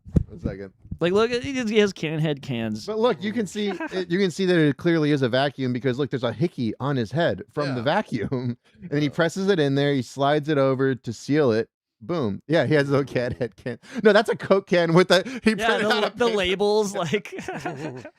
Let me find if the Japanese guy. What also a shitty trick. That's not even impressive. If somebody showed me that at a party, I wouldn't be impressed. Yeah. Ryan, you could do that. But like, that's real cool. Yeah. Oh yeah, dude. Do you want a can head up? Give me a can. Got a can right here. Is it empty? Hey, I'll make it empty. Maybe it needs to be a little full. Okay. And then there's the Japanese guy, Shunichi Kano. All right. Shunichi Kano. But he also will do it on his body. Ah. SHU. What, Shunichi Kano? Yeah. Let's see if that works. It's two N's. What? No. Yeah, right there. Yes, You did it. Canhead. Yeah. Holy shit, he's can head. Cat head. Dog. All right. Whoa! Uh-oh. It's not a party trick. I lost my magnetism. There we go. Can stick to my skin. Guinness World Records. Let's see. Let's look up this Japanese man. Oh, yeah. He's way more impressive too. He's like pouring Oh, drinks and shit. Now no. that's impressive.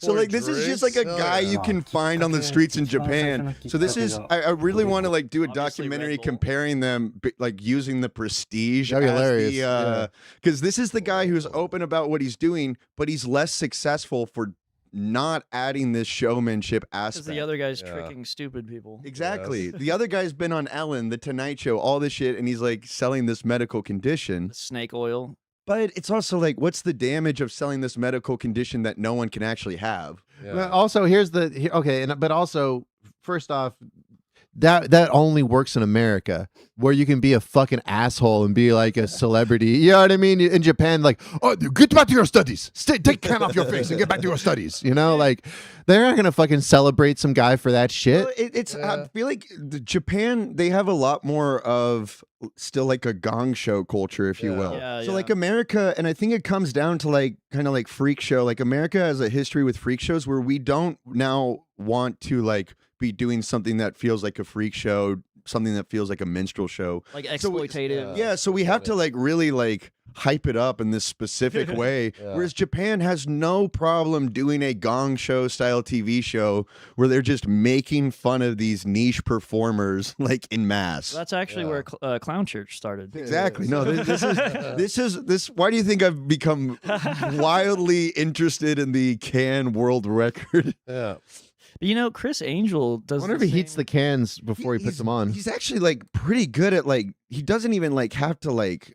I would Suction like it. expect like a twist, like a twist and like a pop. Yeah, but what it's does he almost like say he attaches is it. the thing? Well, first off, He you don't said- shower, so you get really sweaty, sticky skin. No, that's what happens because people.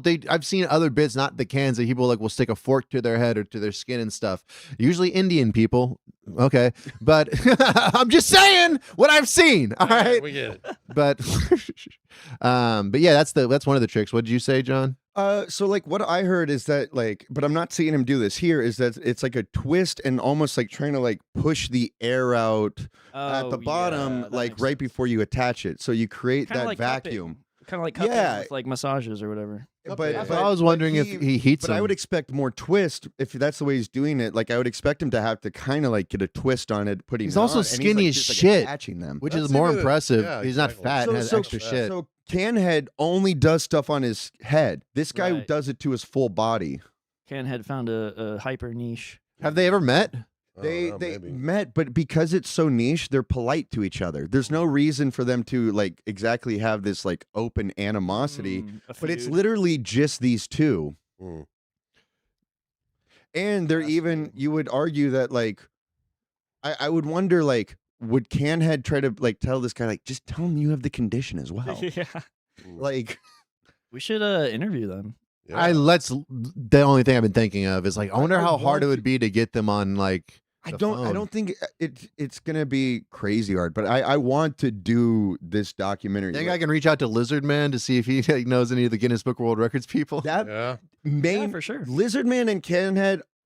Eric There's a crossover there. They're probably going to some parties together. He may be your best in, but yeah, I think I like bet you the Japanese dude would probably do it for free, and I bet you this fucking asshole would probably charge. oh yeah, you. yeah. No, We we charge you $150 for them. Yeah, we I just don't need to think find a the- translator for the Japanese guy, and we're good to go. I Yeah. don't think the Lizard Man connection is. Let me see. I'm looking at the last message me and the Lizard Man shared together. But it's the prestige. It is absolutely Yeah. the prestige in that you have, how do you present the trick Right. is really the actual trick itself. Canhead is selling this whole thing to go with it, Yeah. like a whereas the Japanese backstory guy's and letting shit. you in, and Canhead is reaping all the benefits. He just shot it off of his hand. That was pretty cool. like Spider-Man, Spider-Can. He needs to learn how to do the pour. It seems like all of his, no, I guess not all of his cans are empty, but like Yeah. that the pour that Japanese guy did was so cool. Lizard Man, do you want to see? One second. There's a lot of unanswered messages. Damn. He did respond. I sent him the Weed Whacker one, and he responded with a shocked face. And then I said, "Just trying to make you proud," and he never responded. He's seen it though. Oh. He's like, I'm not proud. The Lizard Man. Hey, But Chris Angel does the same shit. He was on the Steve-O Wild Really? Ride podcast, and he was like, I could tell you how every single one of these guys is just doing a trick. Mm. But then he's like, but my shit's real. And I'm like, I'm like, okay, you had me. I was like, dude, you had me. Like, yes. And then he's like, but my shit. And I'm like, okay, you fucking lost me. well, and this is also where like Yo, the I gotta Canhead hear stuff this. like comes. So I was talking to like Kristen about it, and it's like, is the fact that he's going medical condition, is that shittier? Would it be better? Like, you can't sell people on magic anymore. You can't tell them I'm connecting them with my head on magic and people believe Right. it. So you almost have to go medical condition if you want this like prestige, actual people buying what's do going you- on. But do you think that he's knowingly, willingly lying, or do you think that he really thinks that? I mean, so here's the condition he claims to have is that his skin absorbs more oxygen. But even like just like basically looking it up, there's no reason to believe that Well, like, yeah, that would result in your skin random becoming papers would suction. like stick to you. Yeah, right? like there's a lot of things that doesn't add up, and he has this like general like I've seen doctors before and gone Yeah. over this. I've been studied, but he doesn't give like doctors' names, so it seems pretty disingenuous. Yeah.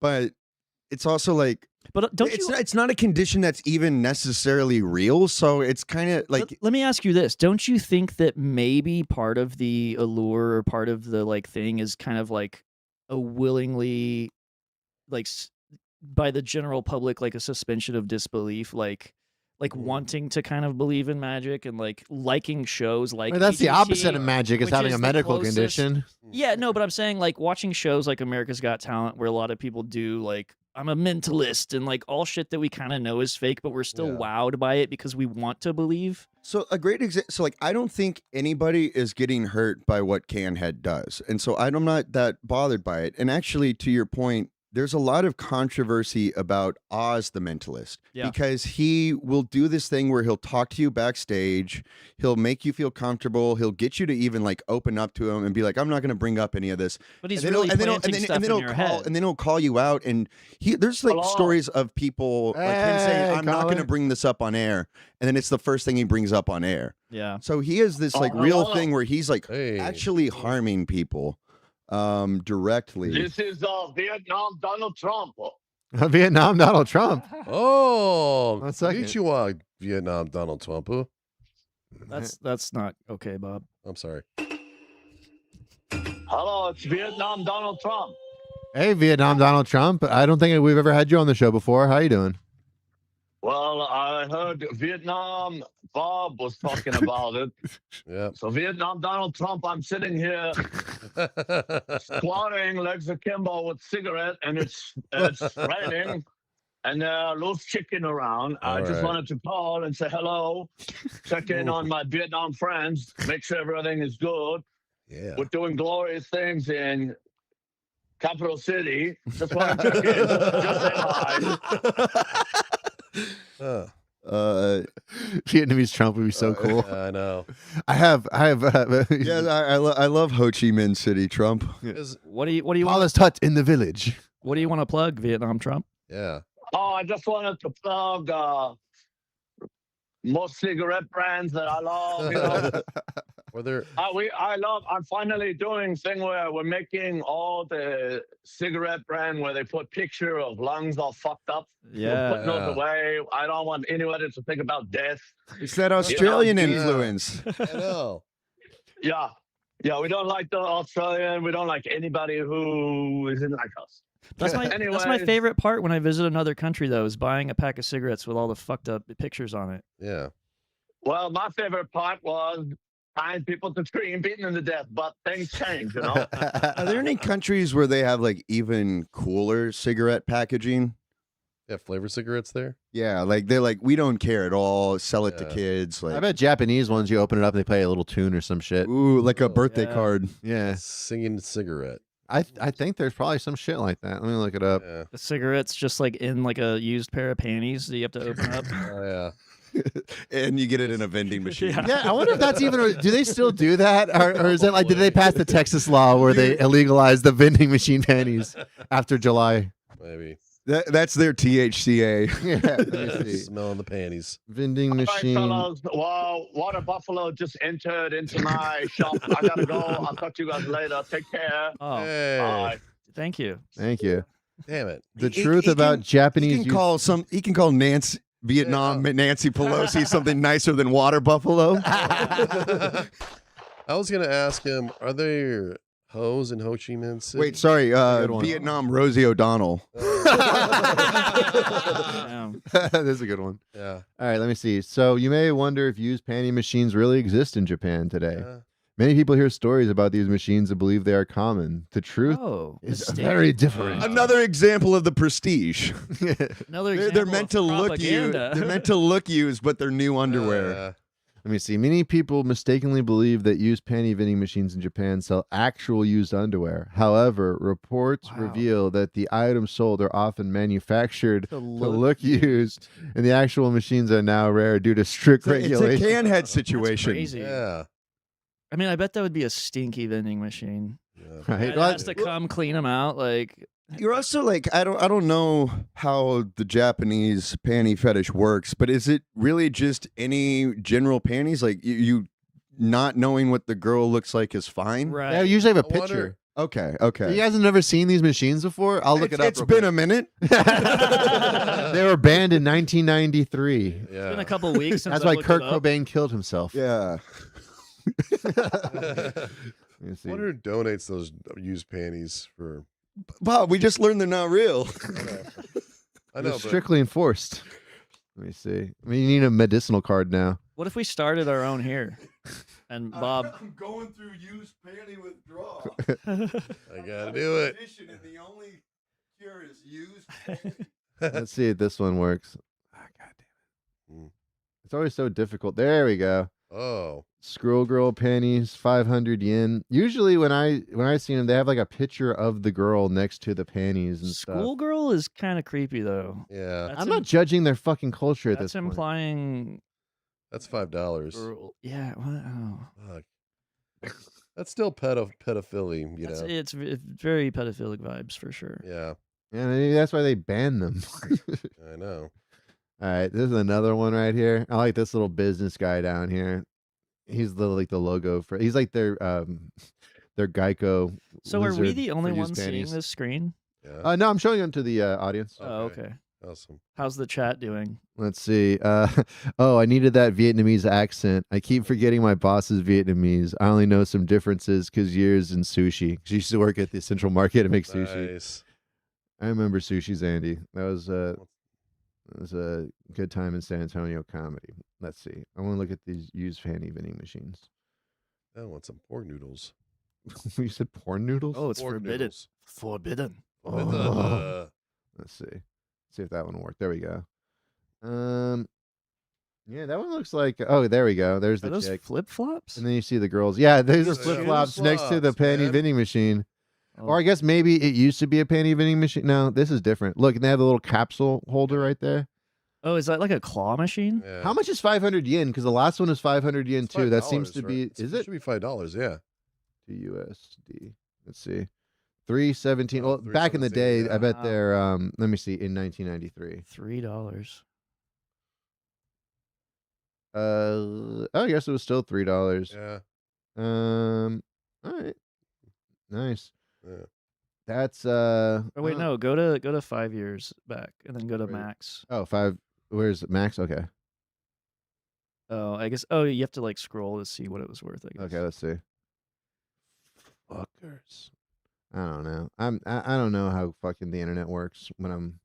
All right, so I want to see. Do you guys want to watch Chris Angel talk shit about David Blaine? Yeah. Yeah. Right.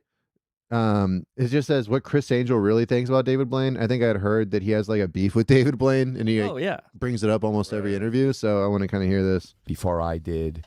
dude. He acts like and he's give so him all the fucking cool. props. He is, dude. Before Crazy. I did. Dude, you know what? I was definitely gay for David Blaine when I was a little kid. Oh yeah. No, I'm I talking about was Chris super Angel. gay for Dave. Oh my! I bet something Chris Angel. I was gay for Chris Angel, not David Oh, Blaine. you liked the Mind Freak? I like the mind branding? freak, Love dog. my freak. I was gay for David Blaine. David Blaine was The movie's not good as a whole, but the incredible Burt Wonderstone, Uh-huh. where Jim Carrey plays like basically Chris Angel. Yeah. And he does the mind rapist or whatever. Dude, that shit is so fucking fun. I gotta watch that. I don't think I've watched that one yet. It does sound hilarious. Like Jim Carrey's the best part. Yeah. He has maybe like 10 minutes of full screen time throughout it, but like I'll watch for every 10 scene minutes. he's of Jim in Carrey. is so funny. Yeah, I've watched plenty of movies like that. For He you know, like hammers like a nail in his head and like goes cross-eyed and shit, and he's like, "I'm fine." Like, Wasn't it's that just- James Gandolfini's last movie? I don't know. I think that was the last I one. think so. So It's also got Alan Arkin and Steve Yeah. Buscemi, and it's a good. I love that movie. Yeah. Let's see. And give him all the props in the world. When he Look at Steve-O's stupid face, dude. I know. Yeah, let's. You know, I have fake teeth. You're kind of like the San Antonio Steve-O though. All right, I'll take that. Okay. he was coming up, you know, The I wall was of him getting hurt. Yeah. Oh, yeah. very aggressive because I had a dream, I had a vision in my mind, I wanted to accomplish it.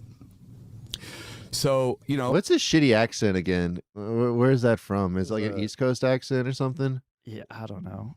I would say, look, whatever David is doing, I can do it, and I'll do it side by side with him. I'll do it side by And side with him. I guarantee you that whatever he does, Look at his shitty nails. He didn't even finish painting them black. I I'll guarantee last you. long. See that? I'll See last longer than him. I'll do it harder than him. I'll fucking mind freak you harder. I will levitate so much higher than him. Look at his thumb. Look at how he doesn't have the full paint on his thumb right there. It's Yeah, scraped it's all off. crusted. Longer, I'll do it better. I'll do You think that was purposeful? That he like wants to look kind of shitty because he's think- such a millionaire? I think he probably just let it grow out, and he's just like too punk rock. That's what I'm saying. It's like I actually kind of dig it. whatever, Yeah. because I was committed to give my life to beating him or anyone else he's because driven I by had rage. something so bad that I wanted, and he had it. So he had a big target. He on was his so head. jealous of David Blaine. And so, you know, I since then, recently, last year, went to go see his show.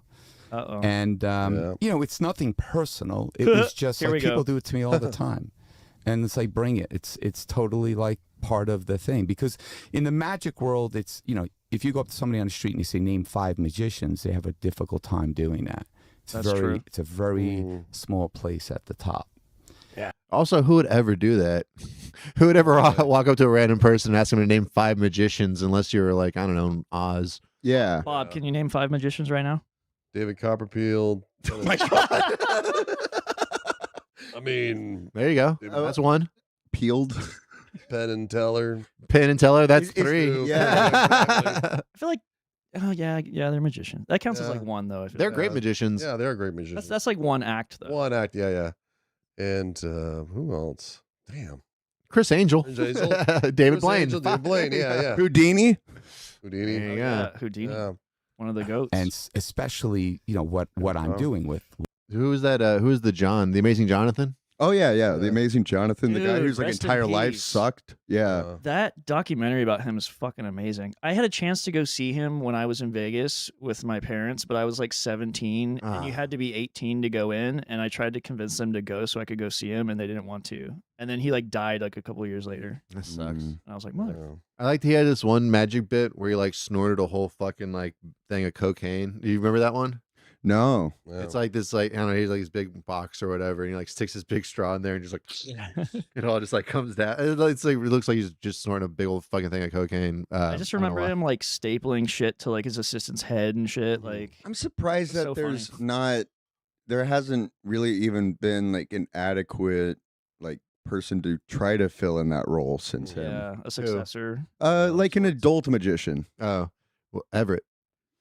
Zandy in the chat said Everett. I'm like, shit, how do we forget Everett? No, I mean I didn't forget Everett, but I forgot do Everett. think like Everett's. I don't think Everett's like his thing isn't even like the Amazing Jonathan. Like he'll be funny, but I don't think like he can still kind of go. He's a like, horror magician. He's no, but like that's how do I put? That's a category in itself. He's more Chris Well, Angel. Yeah. Yeah, I think the like Everett can do the adult comedy magic if he wants, but I don't think that's his like main thing.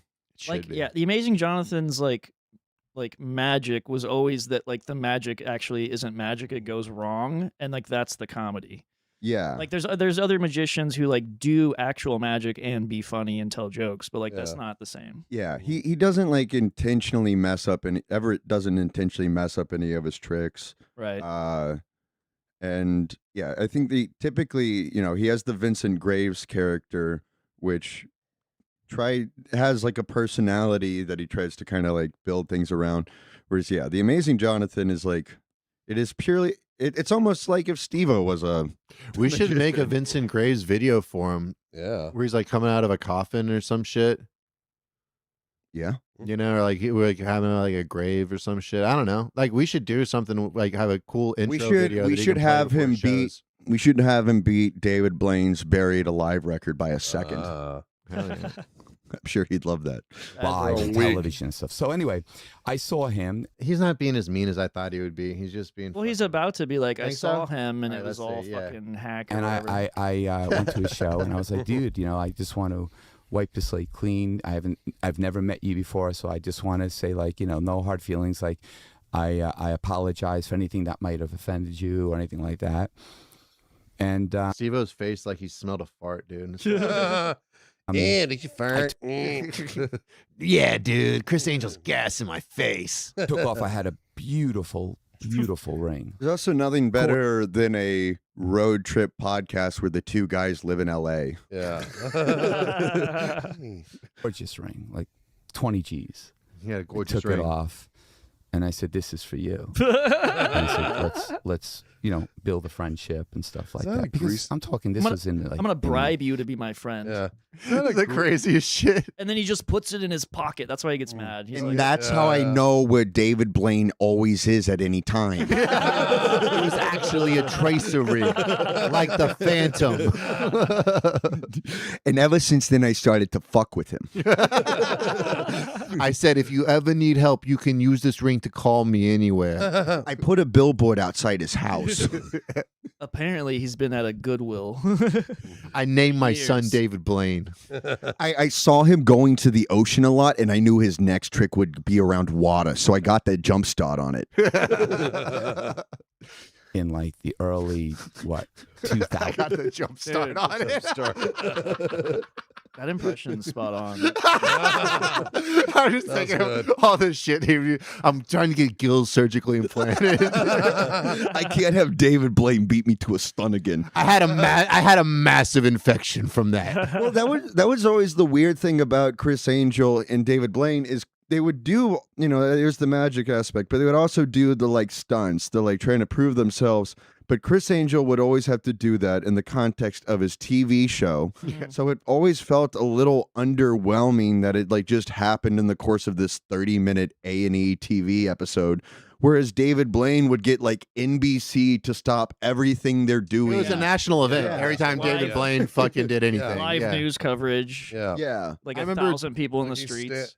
I remember the three big ones was him in water for like a week or some shit like that, Like frozen in a block of ice. Oh, the one where he was standing on the pillar skyscraper. He was standing on the pyramid. Pyramid, yeah, yeah, for about a week without sleep or whatever. There was a time where he just like in London, they were hanging him from a cage, and the whole idea is that he can't eat because he's hung in this cage, and people are just throwing burgers at the cage the entire time.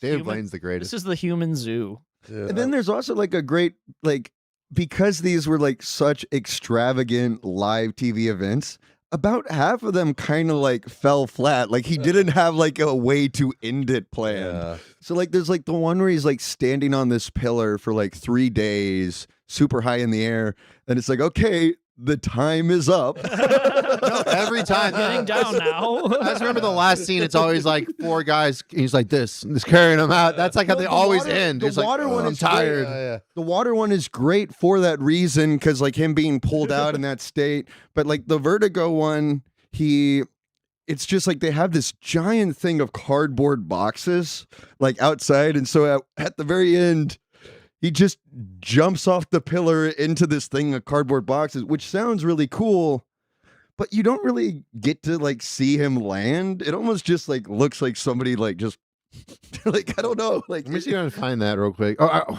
wanna also hear the one where he like, I can't remember. He's like supposed to make himself disappear, and he has these like really high, or these really expensive weather balloons that are supposed to carry him away. Oh, I forgot about the weather balloons. But the TV like caught him drifting away in the last.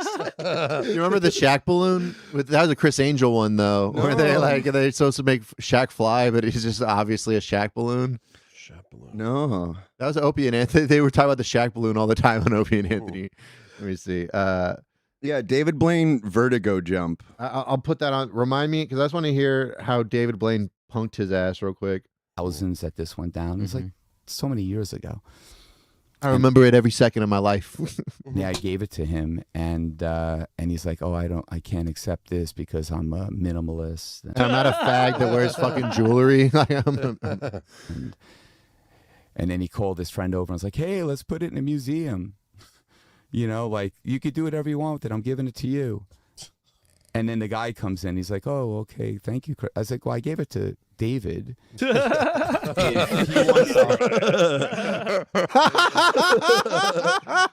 Dude, re-gifting a gift immediately in front of that person is a dick move.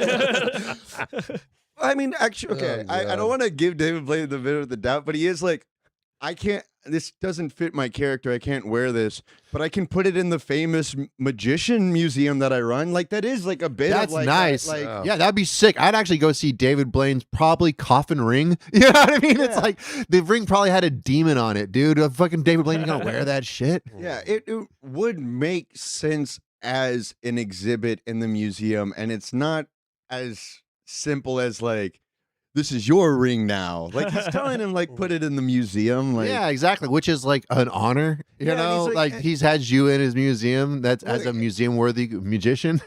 if somebody gave me a ring, maybe I won't be saying to them in their face, I'm gonna put it in the museum. But I also I like, would. I would be stoked if you put my shit in a museum. Like fuck yeah. But I also like, I don't think you can gift me a ring and expect me to wear it. Yeah. Like a ring's a pretty, Unless it said big like John. Yeah, or, I mean, I don't even know if I'd wear that. Like the only ring I have is my wedding ring, and it's on the wrong finger. Like, No, I was like, I'm not an asshole that wears jewelry. I looked over at John's finger. I'm like, oh, that's right. But that's different. It's Says it's Mind not Freak on it.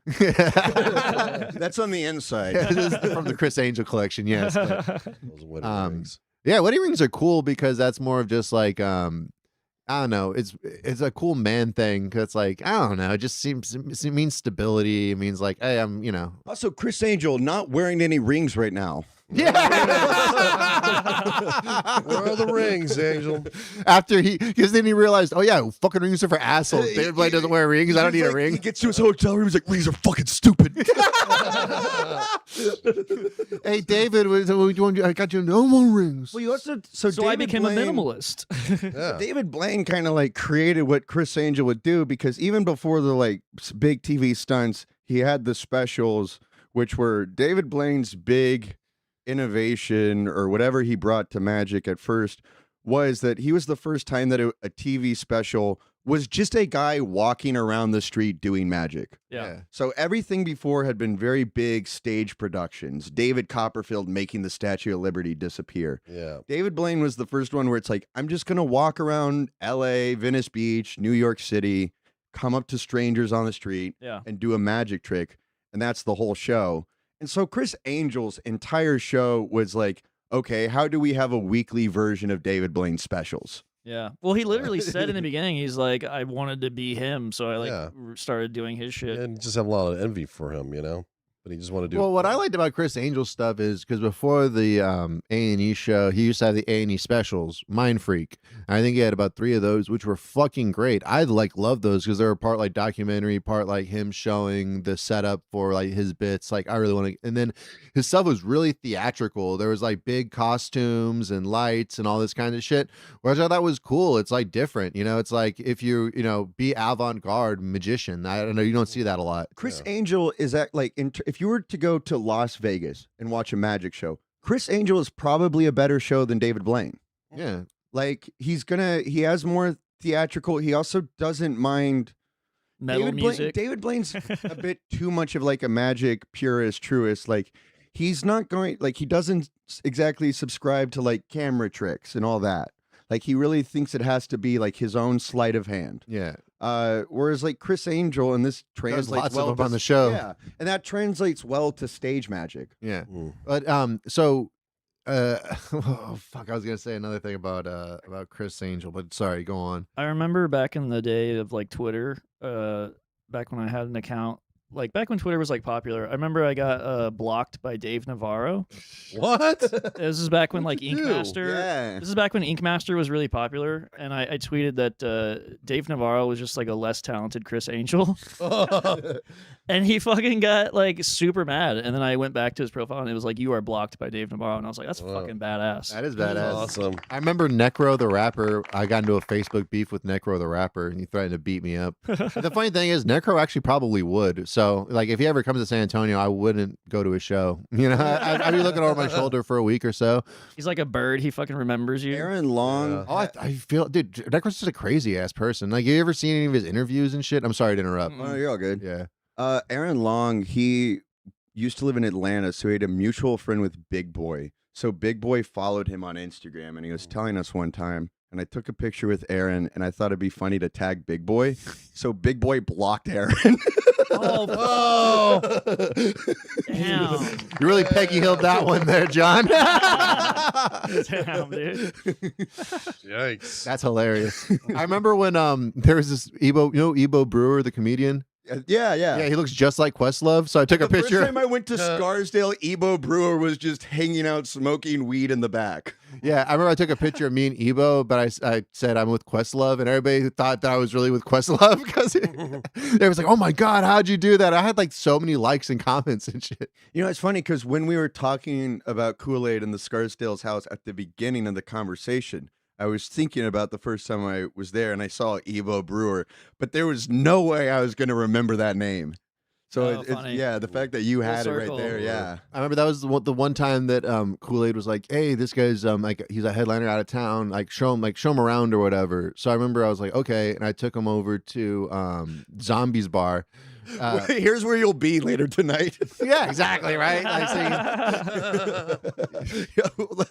Show him around town. So I drove him to the venue across the street where we're going to be for the rest of the day.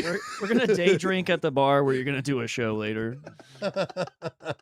Pretty much. And then I remember I tried to be cool. Like I was trying to be like, I was whatever. So I was like, I took the menu and I covered up the prices or whatever. Like just pick whichever one you want.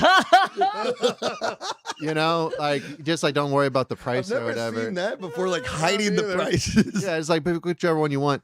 And then he like looked at the price and just picked the most expensive one. And I was like, all right. But I was like, this is a dick move to do where it's just like, I don't know. Set yourself up. Yeah, I just want you to pick one that looked the coolest to you without worrying about the price, but you're really just like, I don't know, fucking make this guy pay for the most expensive shit. It's like, might not even like it. Whatever, I guess. Oh, well, if money's not an option, I'll show this fucking kid. Yeah, it's like, okay, $13 beer over a $7 beer, but okay. It's like, wasn't like it was breaking the bank or anything, but I thought it was just a weird move to do. It's like, no. Just trying to probably do a dick move on you. I think so. Yeah, I think he was mad that I was white. He's like, as a white man's gonna buy me a drink. Oh no. Hell no. Kool-Aid has done enough to not be fully white. Oh yeah? Yeah. Well, I mean, between the name and being obese. I know. Classy. He's fat black, dog. He's black fat. Yeah. Big back. He gets black cred. Yeah. Fat don't crack, and neither does black. Yeah. Isn't that like his whole, like his intro joke is like, the black kids loved me because I was Kool-Aid. Yeah. Yeah.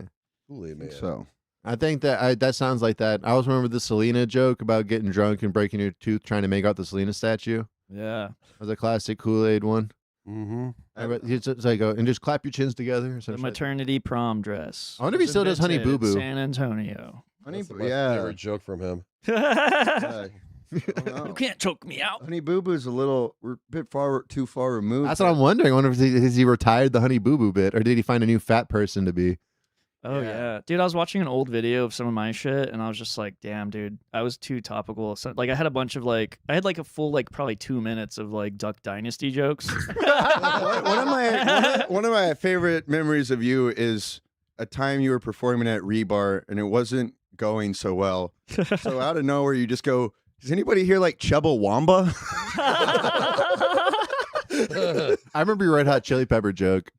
Chubbawamba. That's funny as fuck. I don't remember the exact wording, but it had to do with you not like Red Hot Chili Peppers, and then it's something about sing the song and then shoot yourself in the head or some shit like that. Or Yeah. Here's a fun game to play. Put on a Red Hot Chili Peppers album, and every time they say California, kill yourself. I like that. Boom. I love that one. There was more to it. It was every time they say California. Bob Dell was supposed to be our Chad Smith last night, but I know, but he had heat stroke. He got caught up with some pussy, dude. Yeah, I know. He went to go watch an improv show, which is like the weirdest thing to skip. Wait, really? What the fuck? Trouble. You're in trouble. Uh-oh. No, he don't skipped even a say paying that. gig. It was this thread of us constantly being like, do you need I need a ride, Bob? We can give you a ride. And Bob would look at it, like it, and it's like, do you need a ride? I don't know what to say, man. I mean, I was. It wasn't until 9:30. All of us are at the show that Bob's like, "Sorry guys, I had heat stroke." I mean, I seriously did have heat stroke. No, I mean, that's I'm completely sick. fine. But you should have let us know at 4 I know. p.m., not 9:30. I told you I wasn't going to make it because my car wasn't there. So I think no. You need I a ride, was, and I he was just starting goes, yes, and. I was starting to pivot, and because that's what I was assuming. But then we were like, okay, it's at 10, so I think we can give you the ride you need. And then we're like, oh my if god, we need to cover the Uber. Like Alonzo's willing to pick you up, and Bob's just reading them, Loving liking it. the messages. Yeah, He's just loving all the liking love each that he's message. getting. He's like, wow, I'm important. And it's like, I don't is that know. a yes? Is that a no? I don't care. If you couldn't make it, that's fine. It was just almost like we did not know if we. Sorry about that. You're good. My bad. You're good. It was the Chad Smith. We ended up just grabbing 2 people from the audience to compete as the other Chads. Okay. But Nice that guys. ended up, so the guy who won, like you and I were talking about it, Al, like as soon as we allowed the audience to compete, there was no winning. But it also is. Which I also tried to explain to John. I'm like, it's a made-up contest you just created for this thing. Who cares who wins? That's like the audience should win. But I'll say that same guy, he reached out to me. Oh, yeah? After the show, and he's like, "I appreciate you guys so much. The experience was something I've never felt before, Exactly. and it That's what I'm was telling awesome." you. Oh, Dude, that's what I'm shit. telling you. That's what it should be about. Yeah, and so like that. Yeah, that's. He's gonna start showing up to open mics. I know. I got a taste of the stage. I may have created a stand-up comic last night. Yeah. No, but that I could tell because he basically just like walked up on stage like, I want to be a part of the show too, and John was like, okay, sure, go ahead, and he was definitely down for everything. He wanted to get tased and all kinds of shit. Yeah, I told Kristen, I was like, yeah, in the future we should probably not put the audience members through stunts, even if they're begging for it, unless they sign a waiver. Yeah, exactly. He did not. That could be trouble later. Yeah. But you could always like get something pre-printed out. You know? I think I'm probably have to start doing stuff like that. Yeah. At least some boilerplate waivers. Yeah. Yeah. Copy of their driver's license. Yeah. Hey, there's a scanner in the back. Or you can just take your picture with your phone. Yeah. You know? Oh, yeah. It's going to be good enough quality. Probably better than a scanner at this point. Yeah. Write down your social security number and your address. Exactly. Your mom's maiden name. Hey, so did you bring your book, Brian? I brought some stuff. Yeah. Nice. I completely forgot. It's the show's almost over, but we should plug fucking Brian's stuff. Yeah, you got a new book? He's got a new book. Well, this is here, pass that Shirt. to him. Thank you. Hell yeah. Large. Fuck yeah. These are some sticker. That's a shirt for my band. These are some stickers. How's the band doing? Shell you wanna take some, pass Cell them down. shades. It's going well. We have a show Friday the 14th in Austin, Texas at fuck yeah. It's a free show. Is that you? At Hotel Vegas? Is that you down here? Look. No, that's me in the top corner. Oh, is it? Oh, that's nice. Which one? This one? Yeah. That one's you? But yeah, we have a show Friday, August 14th at Hotel Vegas in Austin. It's a free show, and then we have a show Man. here at the Lonesome Rose Sunday the 16th. I'm like, yeah, dude. I love this picture of Barney. So Lonesome Rose in San Antonio is when? Sunday, August 16th. Sunday, August 16th, and then you're doing Austin, August 14th, that same Friday. Nice, dude. I also brought copies of my other book. I don't know if y'all have the definitely. I don't have Haiku Oh. Noir. I don't have a copy of I don't Haiku have Noir. I haven't either. I have Haiku Noir, There you go. and that's the only one that I have. How many books do you have? 2 now, right? I also have definitely a book, which y'all can fight over these. Yeah, let me get one for the show. Which is more of like just a comedy, like a weird book. And then I have coffee haikus, which Oh, kind of the in between. Jack Witcher was loving the fuck out of Haiku Noir. Oh, I went to. and this is my new one, Parlor Ornaments, but this is actually a test print, so it's not the final version, but you can have that as well. Thank you. And then I forgot I brought this. I brought a fucking freeze-dried ice cream sandwich for astronauts, so I figured we could all fucking try that. Yeah, that's a good idea. Oh yeah. I want to get back into I don't wanna trying try things it on the first, food. though. I'm scared. You don't or do? I don't want to try it first, but yeah, Why? Try it first. we could each have a bite. But yeah, it's like a fucking freeze-dried ice cream. I've had bar. this before. Oh, what the fuck? Then let's start with Bob. Bob, You've open it. had that before. A veteran. Where have you had that? Huh? I probably Space? knocked over the space. You don't remember? Bob's been doing some work with SpaceX lately. He's having to Space. he's having to drive down Space to Odysseys. Brownsville. No. How is it ice cream though? Make sure you get your paws all over it, Bob. So, sorry, just bring it, please. I'm gonna share it for you guys. Thank All you. All right. Break me off a little something. There we go. Break me off a piece of that ice cream Bar. astronaut bar. Yeah. All right. Let's It's all right. I mean, snort this What shit. does it taste like? Tell the Oh, audience. It's all powdery. Like a hard cookie. Like Huh. a cookie. Yeah. Does it taste like a ice cream? Not really. Mint chocolate chip ice cream sandwich. I can see how if I was in space, I'd love that. Dude, Um, give me my favorite thing. You can really taste the mint chocolate. You can. It's not bad. It's not bad. It does That's have where our a- tax dollars are going. Just exploded. I'm so sorry. Boom. It's all good. Oh, we got to vacuum this place anyway. God damn. I don't want this Yikes. anymore. That's crazy. Kind of reminds me of like toffee. Yeah, it does it have the does. toffee Yeah, yeah. consistency, 100%. Oh, it Yeah. kind of melts in your mouth. On your hand, yeah. Well, I actually like that. doing I both love it. right now. That's pretty good. Crumble in your hand. All right, good I job, love Brian. it. Yeah, Yes. Brian. That's Bringing awesome. delicious treats to the pod. That's pretty much everything. When's the next clown church? August 30th. 30? So, yeah, so we still got some time. Last Sunday of the month.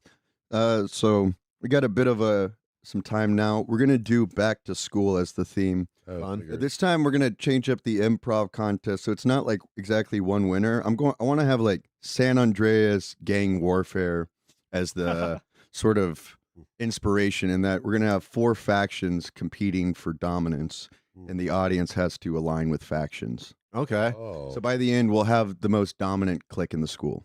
Okay. So it should be like the nerds and the jocks and the Nerds, jocks, goths, and slackers. Okay. Nice. All right. I think that works out. You should do they know how to play the Breakfast Club theme? Powder Wig Machine? Yeah. Oh, I'm sure they could. I was gonna end with Schools Out, but All I'm right. sure we could definitely get the Breakfast Club Give theme it in to there. you. Yeah, maybe that'd be the end. Let me see. How's the Breakfast Oh, you know Club what? thing That go? would be good for. I have a. Alice Cooper was kind of a clown, no? Yeah. Yeah, I mean, definitely dressed like one. Yeah. Let me see.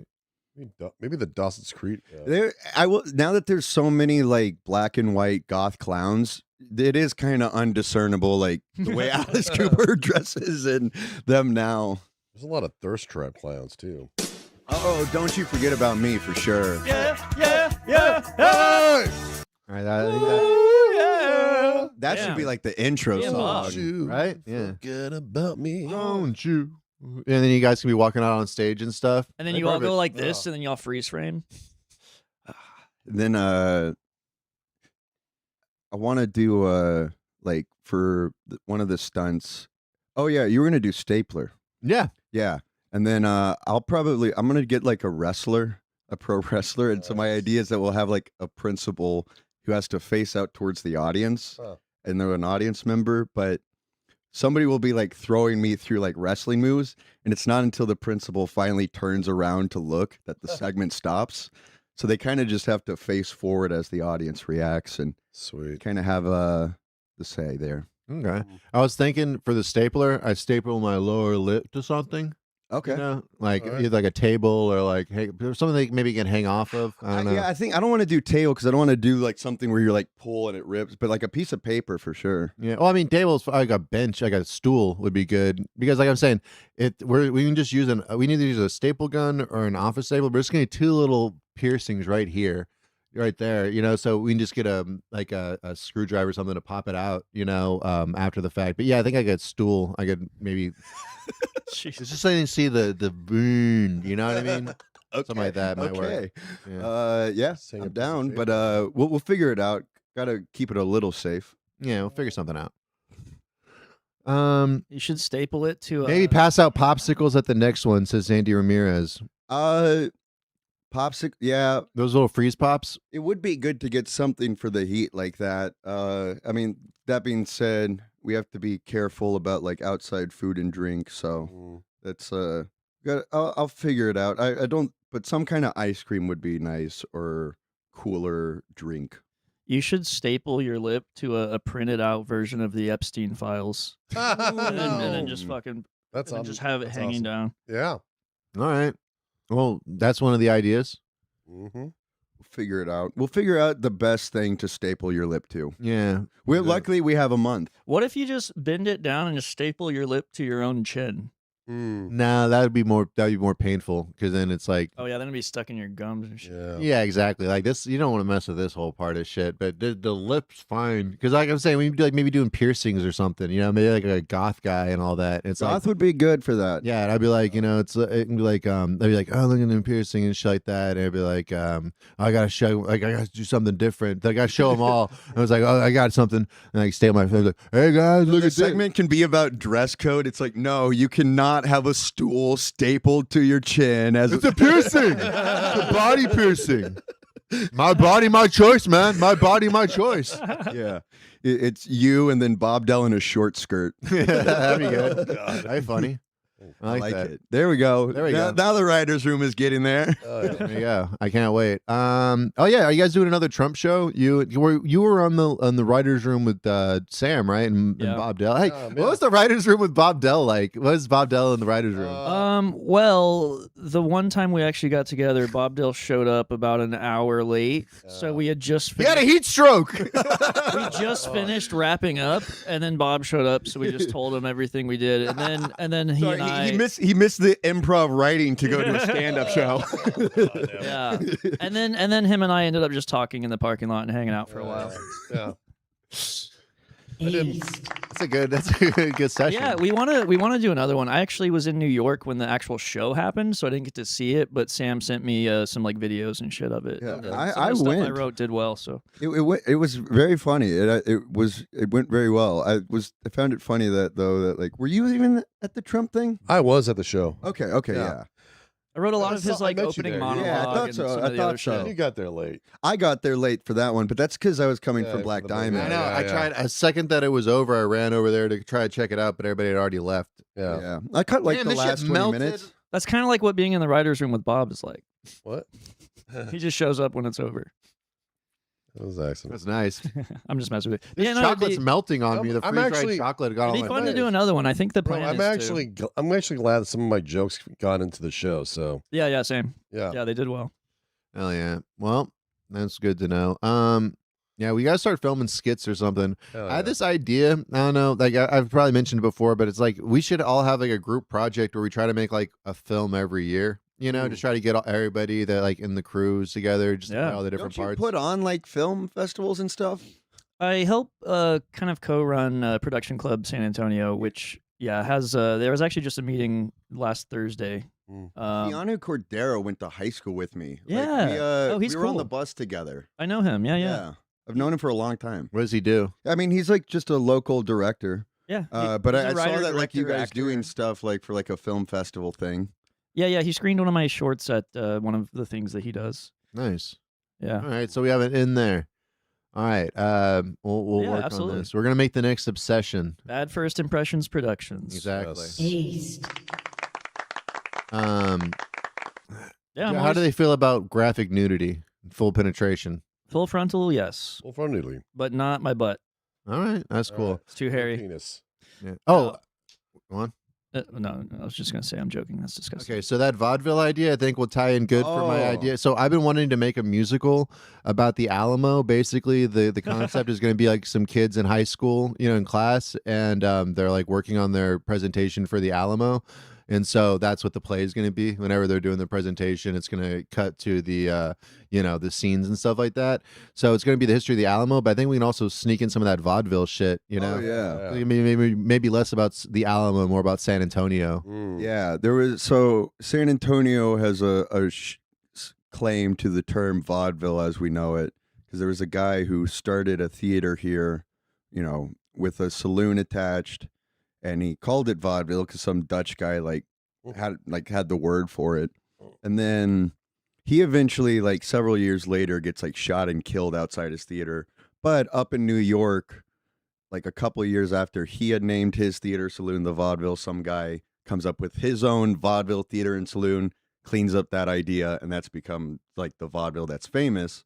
But you could argue this San Antonio guy essentially had the same idea 2 years prior. The proto and called it Proto-vaudeville. vaudeville, but then was like killed before he could ever really like build the idea. Establish, yeah. That's very interesting. I didn't know that. And it also would make sense because if you look at any of those old westerns, like San Antonio is such a big pass-through town and stuff that, you know, if they were able to establish that vaudeville shit, it probably would have taken off. And it was recognized as the most popular venue at the time in San Antonio. So it wasn't like exactly obscure, but you have this like question of like, could a guy from New York City hear about it during that time? Well, I'm saying, yeah, definitely, because it was such a big pass-through place. Like, if you came down, you probably came through San Antonio. Yeah, and it's like there's like a 2-year gap between like the San Antonio vaudeville being named that and then the New York one being named that. So like, yeah, there's plenty of time for it to get there. Yeah, it's interesting, but I think, yeah, if we can figure out a theatrical stage production like Book of Mormon, you know, dude, we'd be rolling in the fucking money. Oh yeah, people love plays. People love plays. Old people, dude. And then I've been really wanting to write Oregon Trail the musical. Okay, I actually like came up with like 2 songs or so, but then I just like stopped writing. You should add an audience like a terminal at the front of the stage, and the audience can change the show based off of what they input in the terminal. But just like things like character names and how many ox you bring. Interesting. Oh yeah, so it's more like a game. Yeah. Oh, we just put on a vote, you know, interactive. Yeah, that could be interesting. I like that idea though. That's good. And maybe you can help me with these Alamo songs and stuff. But that's saying maybe we should pivot from Alamo to San Antonio, and then which one of the stories can be about the Alamo. Yeah, because it's really a story about this guy that was trying to make slavery legal in Texas because he brought down his slaves, and they were like, "You can't have those," and he's like, "Well, then we'll start a war," which is a pretty funny story. I'm from New York, sir. Kind of a funny story. You can't have that weed here. Marijuana. Okay. Well, I love you guys. Thank you so much for coming through. That was all, folks. Thank you, Zandy, in the chat. Yeah. Thank you. Who else do we have in the chat? I think it was just Zandy today, which is badass. But let me see. I think we also had one more other people's. No, that's fine. We have Sandy in the chat, which is bad. All right, Sandy's guys. our fan. No, I know. It's just because there was a pause between bad and ass on Alonzo's part. Oh, for bad. a second, I thought, yeah, he's like, oh, you don't have to take that. It's not the same. No, that's Love you, Sandy. you sons of bitches. All right. Yeah, that's everything. See you guys next week. We're having. Thanks, everybody. Thank you. I forget. There's a who's on the show. next week? Adios. I had it written down somewhere. What? It's gonna be. Oh, I think it's Ryan. No, not Ryan Shields. It's Ryan Shields. No, I don't know. I have it on my fucking Just thing. name dropping people that won't be here. Yeah, Ryan Shields is on the 22nd. Who's on next week? George Anthony was here. George Anthony was here. Yeah, That was very fun for I everybody. didn't see that guy for years, man. Yeah, maybe I don't have somebody scheduled for next week. I'll figure that out though. All right, guys. All right. Stay safe. Have a great one. ya. Though. It's been a funky dealer. Nine a winner. Pay the front line, take the don'ts. He's coming out again for a new point. Get your bets down, ladies and gentlemen. 4 fours to point, mark 4. Ace, deuce, scrap, wants 4. Ace, deuce, scrap, wants 4. Ace, deuce, scrap, wants 4. Ace, deuce, scrap, wants 4. Ace, deuce, ace, deuce, scrap, wants 4. Scrap, wants 4. Who wants the odd 4? 5 wants 4. Check me out, y'all. 9 a winner. Got a hot hand. Place your bets, ladies